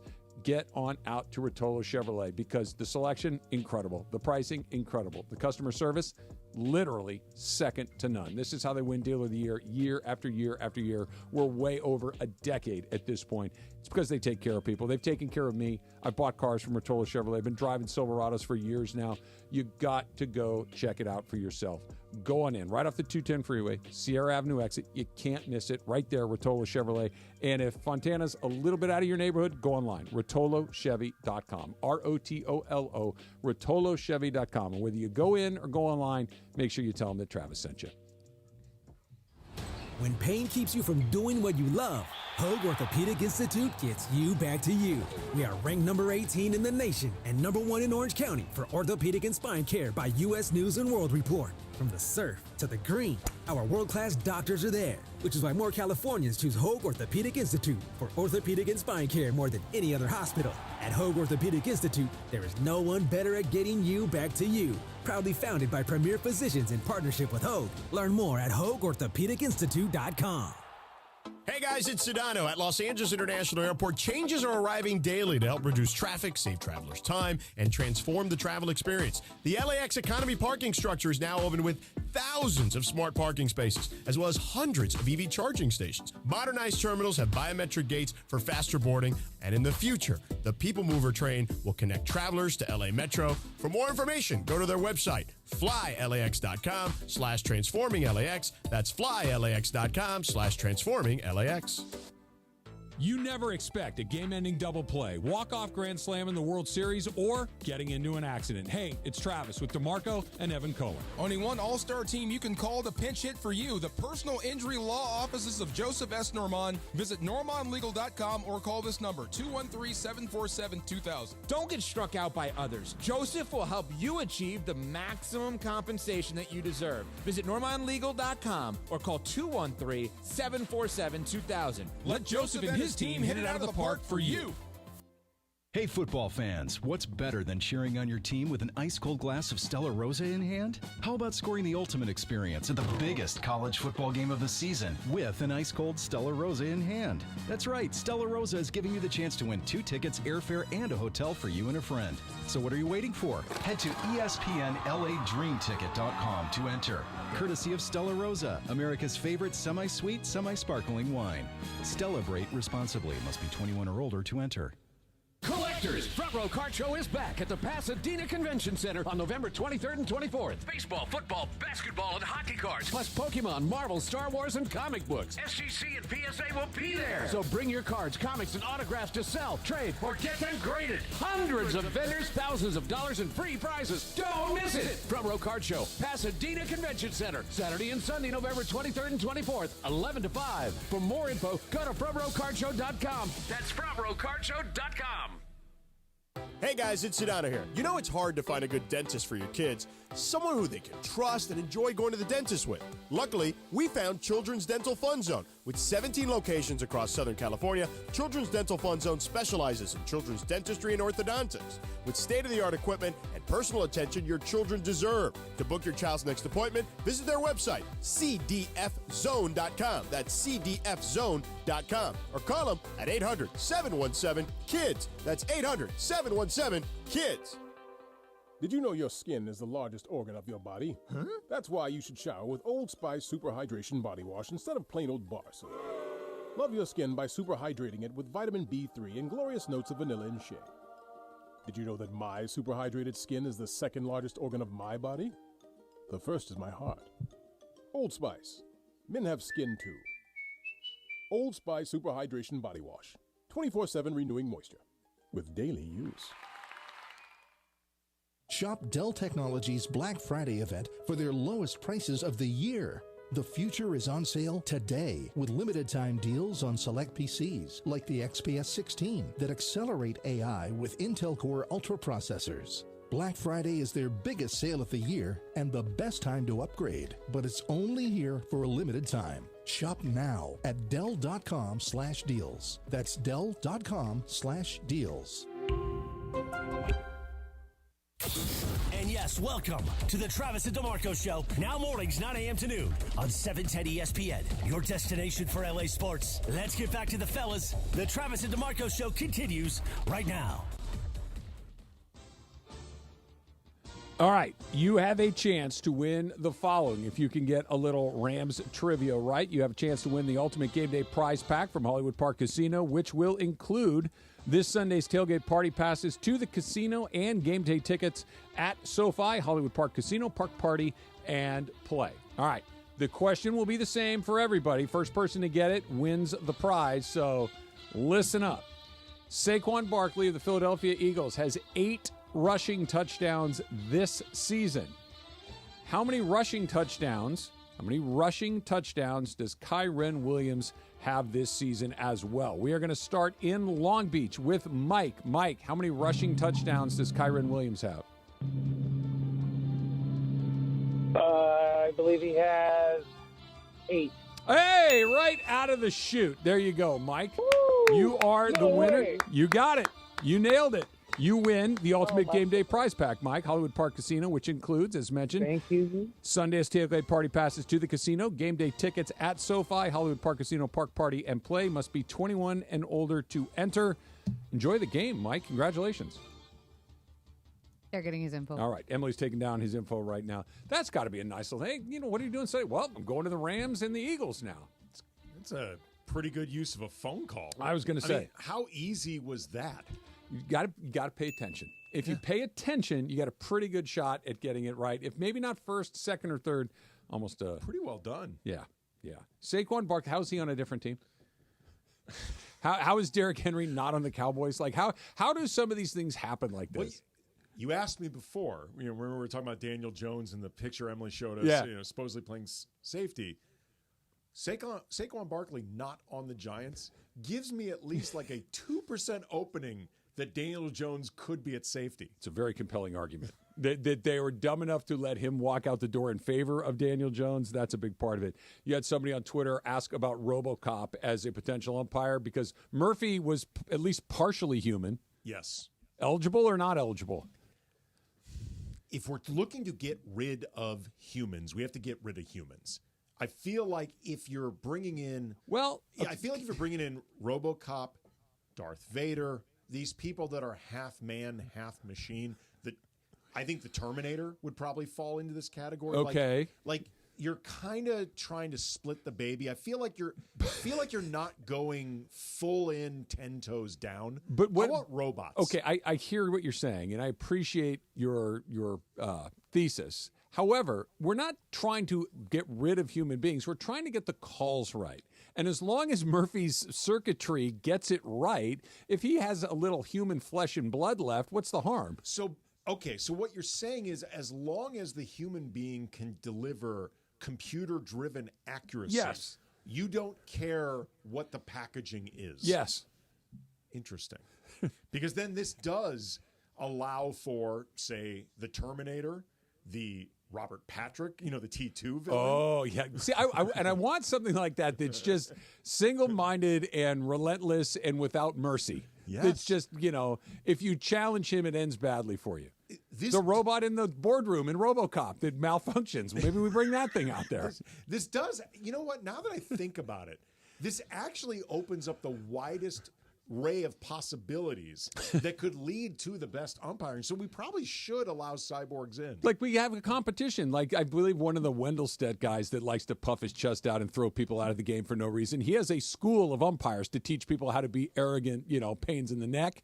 Maybe we have a robot. I don't know who would be the most trustworthy robot to open a robot umpiring school. It's definitely not Darth Vader. Is it R2-D2? He seems to be benevolent and have good intentions. He's got a mischievous streak. Okay. I think, and C-3PO's too persnickety. No, he sucks. He's bad. But because but he has kind of exactly what we're looking for. He would be confrontational. Stickler for rules. Yes. I'm trying to think of somebody that's above all trustworthy. What about like the Wall-E robot? If Wall-E could communicate, but he's nonverbal, which is not. Yes, I want some sort of form of communication. Maybe it could be a nonverbal communication. But he says Wall-E. He would say Eva. Eva, right? Because the Eva with the little flaps, she would say Wall-E. Could Wall-E just project its thoughts onto like a board? Oh, onto the Jumbotron, right? Where it's like a seminar or something like that to teach these future robot umpires. I'm in. Yeah, look, we. Much like Bobo and Commander-in-Chief, this is a work in progress. We're going to work out some of the kinks, but we're getting closer. The Dump, Super Crosstalk. Coming up next, Trav and Andy on 710 ESPN. The playoff atmosphere at BMO Stadium is like no other. Oh, the crowd is loving it here at BMO Stadium. The Black and Gold are one step closer to their third straight MLS Cup final appearance. These playoffs are never easy. Seattle's a really amazing team, a ton of amazing attackers, so it's going to be another tough one. LAFC battles Seattle in the Western Conference semifinal. Seattle's next at home. We got to do the same thing. This crowd was amazing. Coverage begins Saturday at 7 p.m. on the ESPN LA app. Hey, it's Mace here. Wait until you experience the NBA at the hottest, most amazing venue in LA. That is Cosm in Inglewood. It's called Immersive Shared Reality. It will look and feel like you are courtside. If you want to be at Cosm for live NBA action, go to Cosm.com. That's COSM.com. Use code ESPNLA. Get 20% off any NBA game in November. Do not wait. Tickets go fast. Go to Cosm.com. That's COSM.com. Collectors, Front Row Card Show is back at the Pasadena Convention Center on November 23rd and 24th. Baseball, football, basketball, and hockey cards. Plus Pokemon, Marvel, Star Wars, and comic books. SGC and PSA will be there. So bring your cards, comics, and autographs to sell, trade, or get them graded. Hundreds of vendors, thousands of dollars in free prizes. Don't miss it. Front Row Card Show, Pasadena Convention Center. Saturday and Sunday, November 23rd and 24th, 11 to 5. For more info, go to frontrowcardshow.com. That's frontrowcardshow.com. This is the story of the one who, as a maintenance specialist for a historic high-rise, knows that vintage charm historically needs constant attention. Which is why, when it's time to upgrade turn-of-the-century mechanicals, they turn to Grainger. With easy access to 1 million-plus products and the scale to deliver when and where you need them. The right tools and supplies are never far away. So the one can keep that vintage building running like new. Call, click Grainger.com, or just stop by. Grainger, for the ones who get it done. Good morning, Doctor. Doctor? Hi, Doctor. Doctor? Dr. Jackson's practice is growing. What do you mean we're still short-staffed? He needs a good patient doctor. How do we not have enough doctors to doctor all these patients? And he doesn't have the patience to sift through hundreds of resumes. I need Indeed.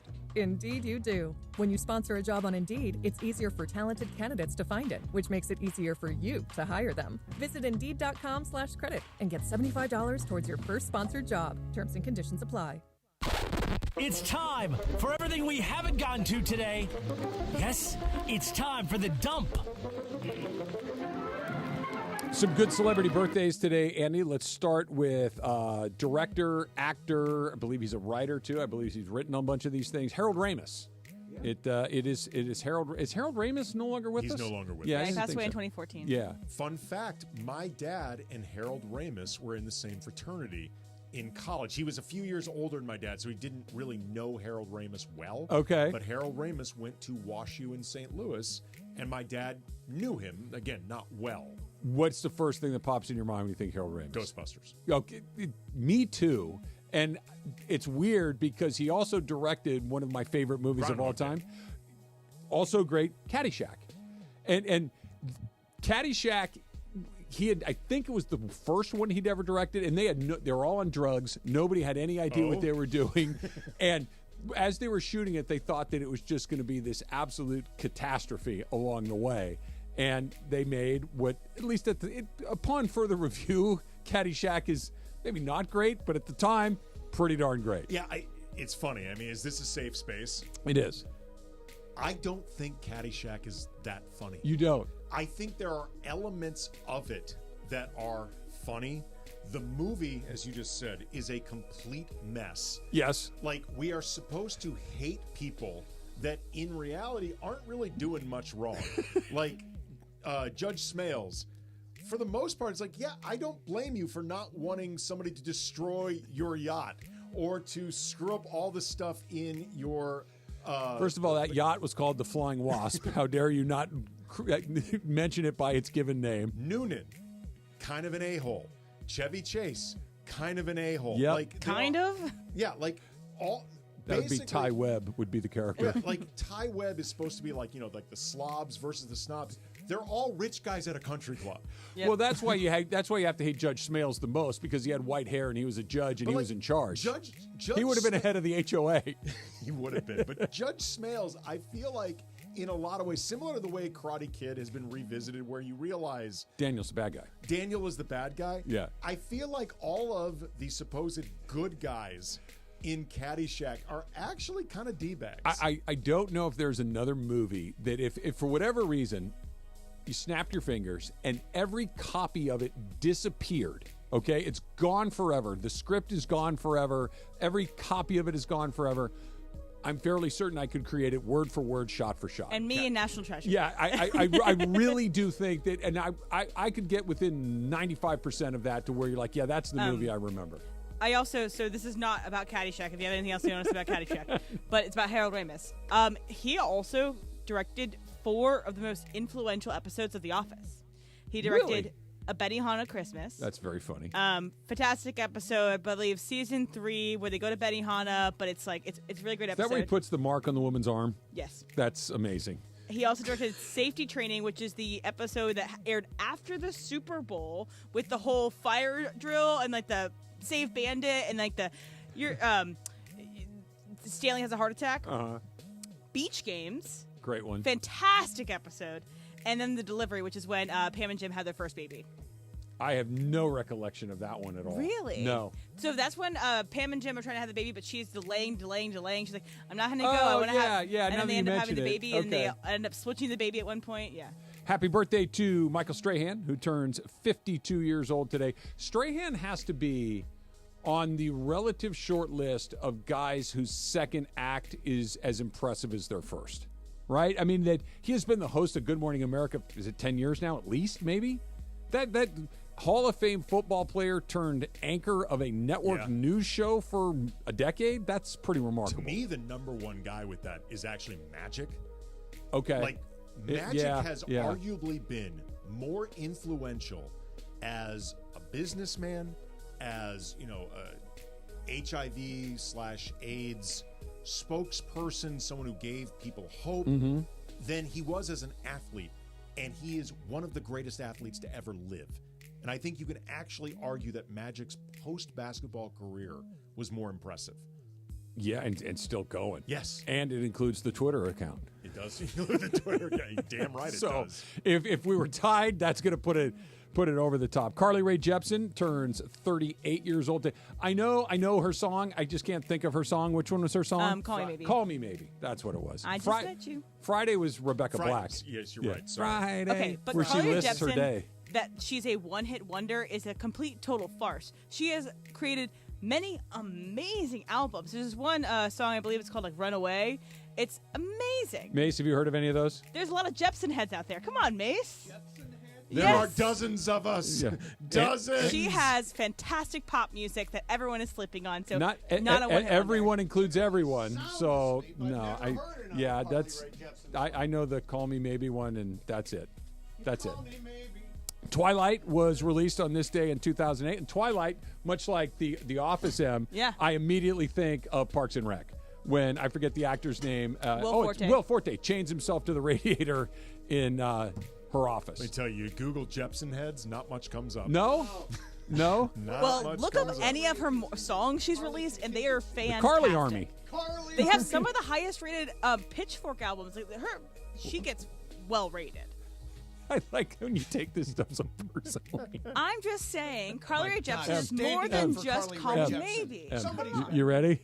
Who cares? I do. And Carly Rae Jepsen. National treasure and Carly Rae Jepsen. That's right. Carly, if you're listening, I stand with you. 1976 was the day that Rocky was released. Best Picture winning Rocky. We saw it on the at the drive-in. Did you really? Yeah, we saw it at the drive-in, and I remember this was the deal where you would go get a bucket of chicken from Kentucky Fried. Oh, sure. We wore our pajamas to the drive-in. I did that too. We spread out a blanket and sat on the ground for the drive-in movie. It was fantastic. I used to love going to the drive-in. By the way, that year that Rocky won Best Picture was a really tough year. Great year. Yeah, What else? The other nominees. Taxi Driver. Oh, wow. All the President's Was Men. Network there? Oh, my gosh. Network. And the movie Bound for Glory, which is it's yeah. a good movie. Yeah, that's And back when there was a only Series 5 5. nominees, too, so Yeah. it's hard to get in there. Now they let everybody in. 10, It's like a participation ribbon. Come on in. You're one of the 10. Do you remember the first drive-in movie you saw? Like, you have a very specific memory of. It's the only time I remember. I'm sure I saw ones before or after, but I remember going to the drive-in in L.A. with my mom and dad whenever this movie, we can look it up. The Towering Inferno. Oh, we may have seen Towering Inferno at the drive-in. Now That was that's great. a cast. Yeah, that is it's a cast. OJ. It's Steve McQueen. It's Paul Newman. Yeah, it's I want to say, is Jacqueline Bisset in it? Maybe. She might have been. And I remember, just like you said, we had this green Datsun station wagon that you backed into your spot, hung the speaker, Oh, yeah, that's smart. and they dropped the tailgate on this Datsun. And we Yeah. had me and my brother were in our PJs watching this movie that we didn't even understand what was going on. Okay, here's the cast. Just a partial list. Okay. Steve McQueen. Yep. Paul Newman. William Holden. Okay. Faye Dunaway. That's That's- what I was thinking. yeah. Fred Astaire. Fred Astaire. Oh, he was the fire chief, I want to say. Richard Chamberlain. Oh, my gosh. Robert Vaughn. Robert Wagner. Wow. Jennifer Bob Jones, Wagner. And, of course, O.J. Simpson. O.J. Simpson. Yeah. Yeah. I loved the drive-in. It was I fun. absolutely loved the drive-in. We went a lot. to Did the you really? drive-in. Yeah, we really. It was. My dad got this van one summer for work, and he decided, all right, we'll go to see every single movie at the drive-in all summer long. And I think it may have been the Rocky weekend. The one thing I'll say about Rocky is my brother and I, after the movie, were obsessed with doing the push-ups where you clap in the middle. Oh, yeah. Those are hard to do. And I could do them. Okay. You know, when I was 7? 11. Yeah. I don't know what would happen now. You'd hit your face on the ground. You don't think I could do it? Do we want to find out? I want to find out. You want to find out? Yeah, let's see if you can do one. Okay, let's do it. Let's see if you can do it. Do you want to warm up with a few regular ones first? Yeah, I'll warm up. Okay. All right, we're going to let you warm up, Don't Mace. use them all up, though, We're Mace. going to let Mace warm up, and then when we come back, he's going to try to do the clapping push-up. That's coming up, a little super crosstalk. Andy's in from DeMarco, 710 ESPN. Miss the good old days when everything was more affordable? Well, Kia of Carson is bringing them back. Black Friday deals are here all month long. This is your chance to save thousands on the exciting Kia lineup, including the new EV, hybrid, and plug-in models. Or you can enjoy deals on classics like the rugged Telluride, the sporty K5, and the all-new K4 sedan. Whatever you need, Kia of Carson most likely will have it in stock as one of the largest Kia dealerships in the country. Head over now or online at KiaofCarson.com. Hurry in for best selection. Park Party and Play at Hollywood Park Casino. Join Travis Rogers and Kirk Morrison Sunday, November 24th for their live Rams postgame show from Ray's Lounge at Hollywood Park Casino. Win prizes and party with Travis, Kirk, and ESPN LA fans. Hollywood Park Casino is Los Angeles' premier card room casino and entertainment destination. Enjoy a postgame meal and drink at Ray's Lounge right after the game. Park Party and Play at Hollywood Park Casino. Elevate your game. Must be 21 and older. Trojan fans, want to go to the USC-UCLA rivalry game at the Rose Bowl? Just grab an icy cold Coors Light and visit CoorsLight.com/collegefootball. Enter the keyword SCORE, and you got a shot to win your tickets to the game. It's all thanks to our great friends at Coors Light, the official beer of college football and proud partner of the USC Trojans on ESPN LA. No purchase necessary. Starts 8/1/24. Ends 1/21/25 at 11:59 p.m. CT. Must be legal residents of 50 USDC, 21 years of age or older. Void where prohibited. Use keyword to get entries for keyword prizes. See official rules at www.CoorsLight.com/collegefootball for entry instructions, keywords, odds, prizes, and restrictions. Sponsor Molson Coors Beverage Company, USA, LLC. 250 South Wacker Drive, Chicago, Illinois, USA, 60606.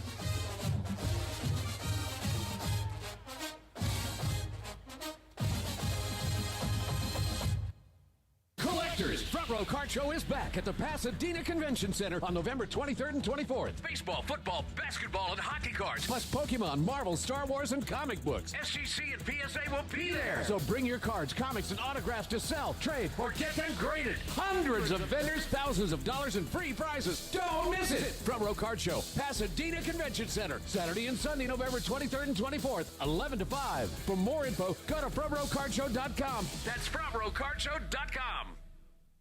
ESPN LA and Beverly Hills Orthodontics are teaming up this fall because we want to know who's smiling in SoCal. Go to ESPNLA.com and nominate who you think is making LA a better place. This can be a mentor, a teacher, a coach, a good Samaritan, a youngster who brightens your day. Tell us who's smiling and you could win some awesome prizes like sweet tickets from ESPN LA, Sonic Care electric toothbrushes, whitening treatment, and a grand prize of Invisalign from Beverly Hills Ortho. Enter now at ESPNLA.com and remember you're always smiling at Beverly Hills Orthodontics.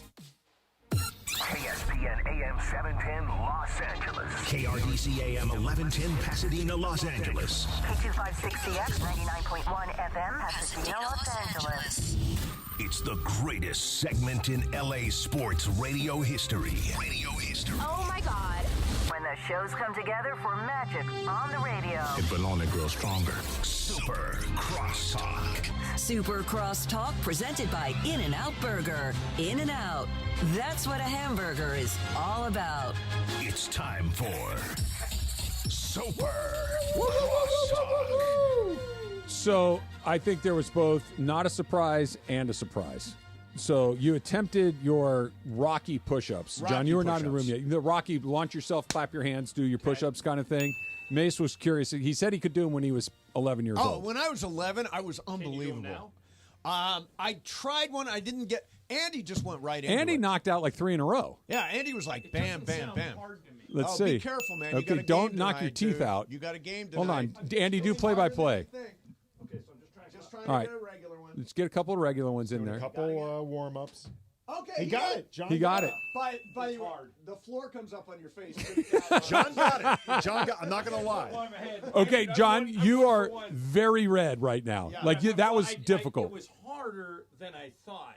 You got to launch yourself up you to gotta be able kinda to do it. Give it an extra push. I mean, if anyone wants a seminar, I'll be leading it at 1 p.m. You knocked out a few in a I did row. knock I'm out not 3 in even a going row. to try. Did 3 in a row. I think this is the first time I've ever seen you attempt an athletic feat where you're still in one piece. That's true. True.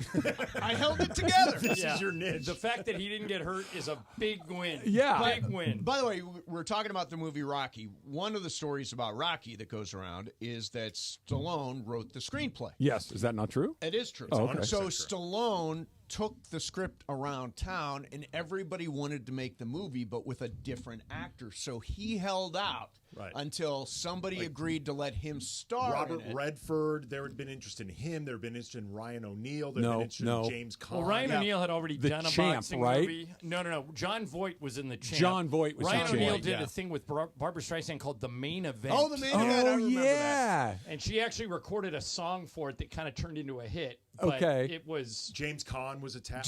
James Caan was attached to everything at some point. Okay, Yeah. James Caan, maybe. But good for him. The world is a different place. He is not who he is today. Had he not held out and said, "No, I'm not just going to sell the script. I want to star in the movie." It's one of the most iconic film characters ever. Yeah. Well, it changed his life forever. Yeah. But casting what ifs is a really fun rabbit hole to go down of people that have turned stuff down and, didn't really.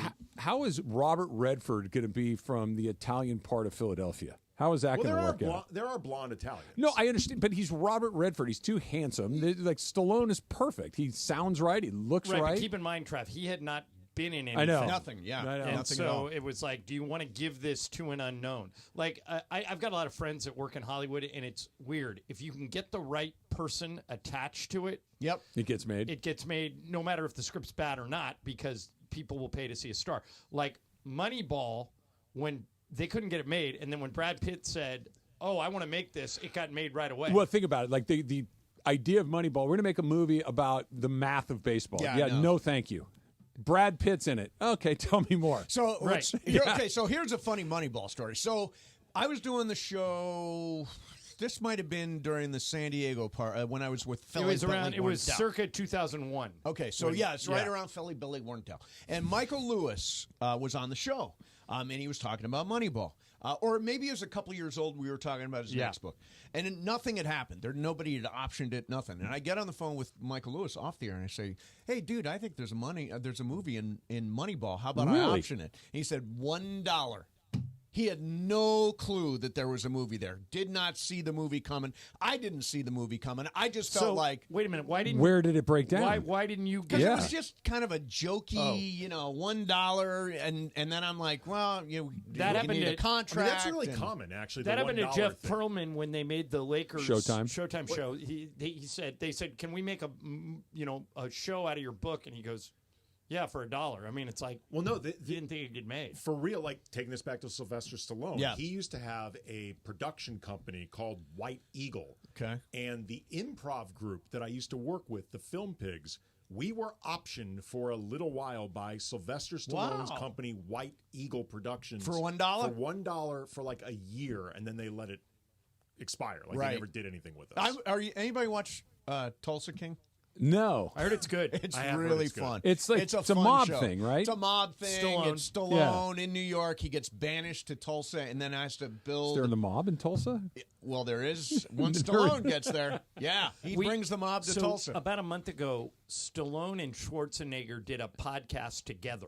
They sat down and did a podcast. They competed for every role in the I 80s didn't know and that 90s. until I watched the Schwarzenegger thing on Netflix. Yeah. And how they which was were great. like, he'd open a movie, he'd open a movie, and they So- were wildly competitive. So there is a guy named Roger Spottiswoode. He's a fairly well-known director, who's made some pretty big movies. And he had this script for Throw Mama from the Train. And he offers it to Schwarzenegger.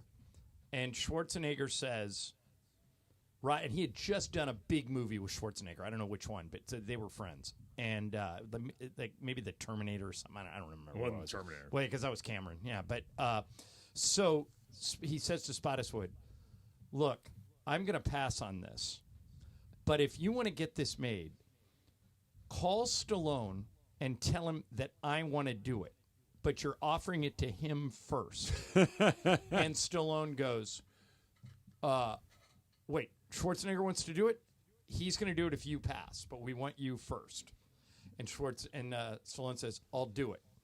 Schwarzenegger knew it was going to be a bomb, and he basically set Stallone up right. to do it and tank his career. So Schwarzenegger, and by the way, when he's telling the story, Stallone is sitting next to him, and he goes, "You called my director."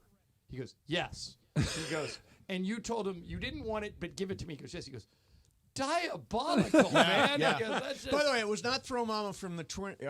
It was stop or my mom will shoot. That's the one. Yeah, Mama from the Train was the DeVito, Billy Crystal movie. Exactly. It's very funny So show. Stop or My Mama Shoot was with Estelle Getty Estelle and it bombed, Getty and right? exactly, and Stallone. Yeah, and it's is Brian back there? Not- Laura's not back. great. Laura, we Yeah. had that sound. See if it's still in there. Type in Stallone Schwarzenegger sound, and we had it. And he tells the story better than I just did. By the way, you had your draft today. Yeah. And I sent you my 3 Yeah, picks. What was the subject of your So, draft? because LeBron quit social media, at least for a while, we were drafting our favorite social media follows. And Mace, you just went like right down the line business stuff. Shams, Passan, and Schefter. Well, what else do you need? I'll know a lot more than you guys. Yeah, maybe I'll so. get the stories first. So, Chef Reactions was my first choice. I don't know if you guys have Never seen it. So, he just makes fun of other people cooking terrible things online. It's very funny to me. Officially Sunny, you might know. It's a golf one. No. And it's this guy that just says that he's the different caricatures you see at golf courses. The guy that drives the range cart, the starter, the guy in the caddy shack. Right. Like he plays all these other characters. It's great. And then Tiffany Thiessen, because Tiffany Thiessen. Right. Yeah, I can't blame you for that. All right, Laura thinks she found it. Go ahead and play it, and we'll see if this is it. I talked to Roger Spottiswoode. So You talked to my director. Yeah. Oh my God. So my agent then said, "Well, Arnold is talking to Roger Spottiswoode now, and he's really into it. I think we're going to take the project." And then, of course, his agent, knowing that he's competitive with me, he said, "You cannot let that happen." And so he then called the studio right away and says, "Look, you got to give this to Sly. Don't give it to Schwarzenegger. You got to give this to Sly." And they said, "Fine." Sly got it. And so then he got the movie. So I was, of course, absolutely in heaven because I felt like the only way that I could catch up with him is if he has a stumble. Can you get more Machiavellian? I said, you got to go and have him have a failure. Machiavelli. Isn't that great? Yeah, that is fantastic. They're like buddies, though, right? Right now. Yeah. Oh. But back then, they were competing for all Did the anybody same watch parts. the Stallone? I watched the Schwarzenegger documentary. I did not see the Stallone watch one. this. I thought the Schwarzenegger one was unbelievable. It's terrific. What that guy did in his career and his life is amazing. Well, in that doc, in the Schwarzenegger doc, and think about this because how we all travel into hotels now. It was Schwarzenegger's idea to put a gym in a hotel. Yeah. And when he came up with that idea, he said, "Look, people are going to want to work out when they're away from home. They want to go get a workout in. You should put a gym." And the hotels all went, "No, we're not giving up space to put weightlifting equipment. What are you talking about?" So Schwarzenegger finally found a hotel that would do it, and now every hotel in the world has a fitness center. So with that in mind, that was the part that I took away from the Schwarzenegger thing more than anything, was because it was broken into bodybuilding, movies, politics, right? yeah. Those were the three phases of his life. And apparently he covers the scandal, too. Like he talks about it. He does not duck sleeping anything. with the nanny. Yeah, talks openly. I had no idea he was that smart. Yeah. Like, I knew he was charismatic. I knew he was very famous. I knew that he was, telegenic. All of these things. I had to your point about, people are going to want this. Like, he was able to kind of see the trends way before they were actually trends. I had no idea he was smart like that. Did either one of you guys watch any of the Aaron Hernandez story on FX? Yeah. Yes. Did you notice who played Tebow? His kid. Yes, Patrick Schwarzenegger. Yeah. Arnold and Maria's son played It was Tebow. he was pretty good at it. It was too. a decent performer. He's not. I mean, The problem is it's he hard does- to cast anybody in somebody where everybody knows who that person His performance was fine. Yeah, the it was problem is fine. he doesn't look anything, Yeah, and physically he's not built Ask, like Tebow. ask Ramona about this when they were casting for Clipped. None of the actors they hired looked at anything By like the way, the same guys they producers, same creators. Yeah. Did Clipped and did. This Aaron is Hernandez. why Showtime or whatever it was, what was it called? Winning Time. Winning Time. That's why it was so because good. they got Magic and Kareem so good. And Yeah. those guys could play basketball a little, or at least it was shot in a way that it looked Yeah. like they could Although play basketball. it never made me. See, from you, John, I always thought the football in the Aaron Hernandez series was actually the way they did it. It's good and I enough. It was good Well, enough. because they mostly used actual clips. Yeah. Like occasionally when they had that. What was the lead actor that went on your podcast? Josh Rivera. Yeah, he's really good. He's and really the good. one who plays his girlfriend, who has the baby with, She's spectacular. She steals It's every all- scene she's in. It's also easier if you need to, in a football movie, to sub in better athletes because they've got helmets on, right. as opposed to basketball. You can't cover who the actors are. Basketball, and the other one that you Baseball. can't cover, baseball's hard. Golf. Yeah. Because if you can't swing if you look weird swinging a golf club, there's no concealing it. You can't learn how to do it. There's really only two good golf movies, right? Are there, besides Teen Cup and Caddyshack, are there any other great golf movies? Those are the two that come to mind. There's a movie called Dead Solid Perfect with Randy Quaid. That's a Dan Jenkins book. Right. Yeah. That is pretty good. What about the one where Will Smith is... No, it's terrible. The Legend of Bagger Vance. That's bad. That movie worked for me. Oh, really? Everybody I know hates it. Oh, why? Yeah. Yeah. Yeah, I thought Matt Damon wasn't a great golfer in that, but I thought Will Smith was good in it, and I thought Charlize Theron was okay in it. Dead Solid Perfect is I've only read the book. It's a decent movie. It's worth watching. I would give it a B, but because you read the book, you would probably like it. It's interesting. I just pulled up list of best golf movies. I've never heard of Hit most me. of these. What do you got? Let's see. Just Getting Started. Never heard of it. Caddyshack 2. We probably have Caddyshack seen 2 is that. the worst sequel ever made. Agreed. Who's your caddy? Never. 6% positive on Rotten Tomatoes. It must be That's awful. a Rick Riley book. Oh, Who's is your it really? Oh, yeah, you're right. Let's see. The Squeeze. 7 Days in Utopia. Bobby Jones' Stroke of Genius. Yeah, that's with I've heard Caviezel. I've actually heard that's not bad. That's Caviezel and Claire Forlani. Caviezel came in studio with us to promote that movie. Oh, is that right? He plays Bobby Jones. We forgot one. Happy Gilmore. Oh, yeah. Yeah. Happy Gilmore should be one of three. Greatest game ever played? That's not bad. That's the Francis Shia We Met LaBeouf. one. Yeah, That's okay. And that's really it. So they've not. If golf does not have as many movies as Look, some Kevin other sports. Costner can only make so many movies. That's you true. you got to be able to swing a golf club totally to do true. a golf movie. Which give me one social media follow that's not. Oh, I've got in one you ESPN. guys haven't brought up. Do any of you guys follow Super 70s Sports? Oh, it's terrific. It's Yeah. fantastic. It's terrific. That would have been the first one on my draft. That's a good one. Radio Michael fan? He makes me laugh a lot. I don't follow people for fun. Yeah, obviously, your Yeah, no. choices were Schefter and Passing. Shams and passing. Yeah. I don't. There's nobody that I'm You like. are the enemy of fun with let this me, game. Let me see, because I create some content. I very rarely consume a lot of content, except while I'm on the air. I am super late to the game, Yep. but I consume more Instagram reels. Do you? Than it's in the Are you a last 2 scroller? months. Just flip. See, I don't do and that. the algorithm has me figured out. It's baseball cards. It's Tiffany Amber Thiessen. It's cooking videos, and it just feeds. And then they grabbed me with Tyson and started giving me a bunch of old Tyson clips. Yeah, Michael's coming in a little while. That's all Michael does is he sits around and watches YouTube videos. I insert kinda get it. videos. It's You know his what? favorite thing to do. You know what you got to do when you're at Legends Attic tomorrow? Yes.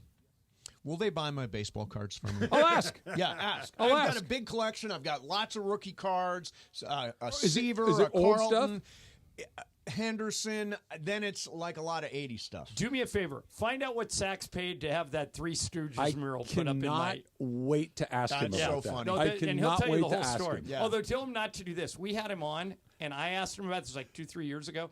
I go, "Hey, Steve, do you remember where you lived in the South Bay when you were a Dodger?" He goes, "Yeah," and he blurts out my address. Oh, He goes, "It was great." I go, "Dump." It's not the house you're in now, is It it? is. Oh, Yeah. you're still there. Yeah. Okay. Yeah. I will preface it by saying, Don't without give the address revealing on the air, address, Tell me about the Three Stooges. I mural. can't wait to ask him, and I'll ask Yeah. him about your cards. Cool. What's the best Trav, card I'm in gonna your collection? send you the picture of the mural so you have a Please little do it. ammunition. Please do Tom it. Seaver rookie. That would be like 1960. Yes. Something? 66, USC. 67. Yeah. Yeah. All That's right. a good one. That is a good one. Yeah. Mets? Yeah, Mets. Yeah, it's a Met. Yeah. Super Crosstalk brought to you by In-N-Out. In-N-Out.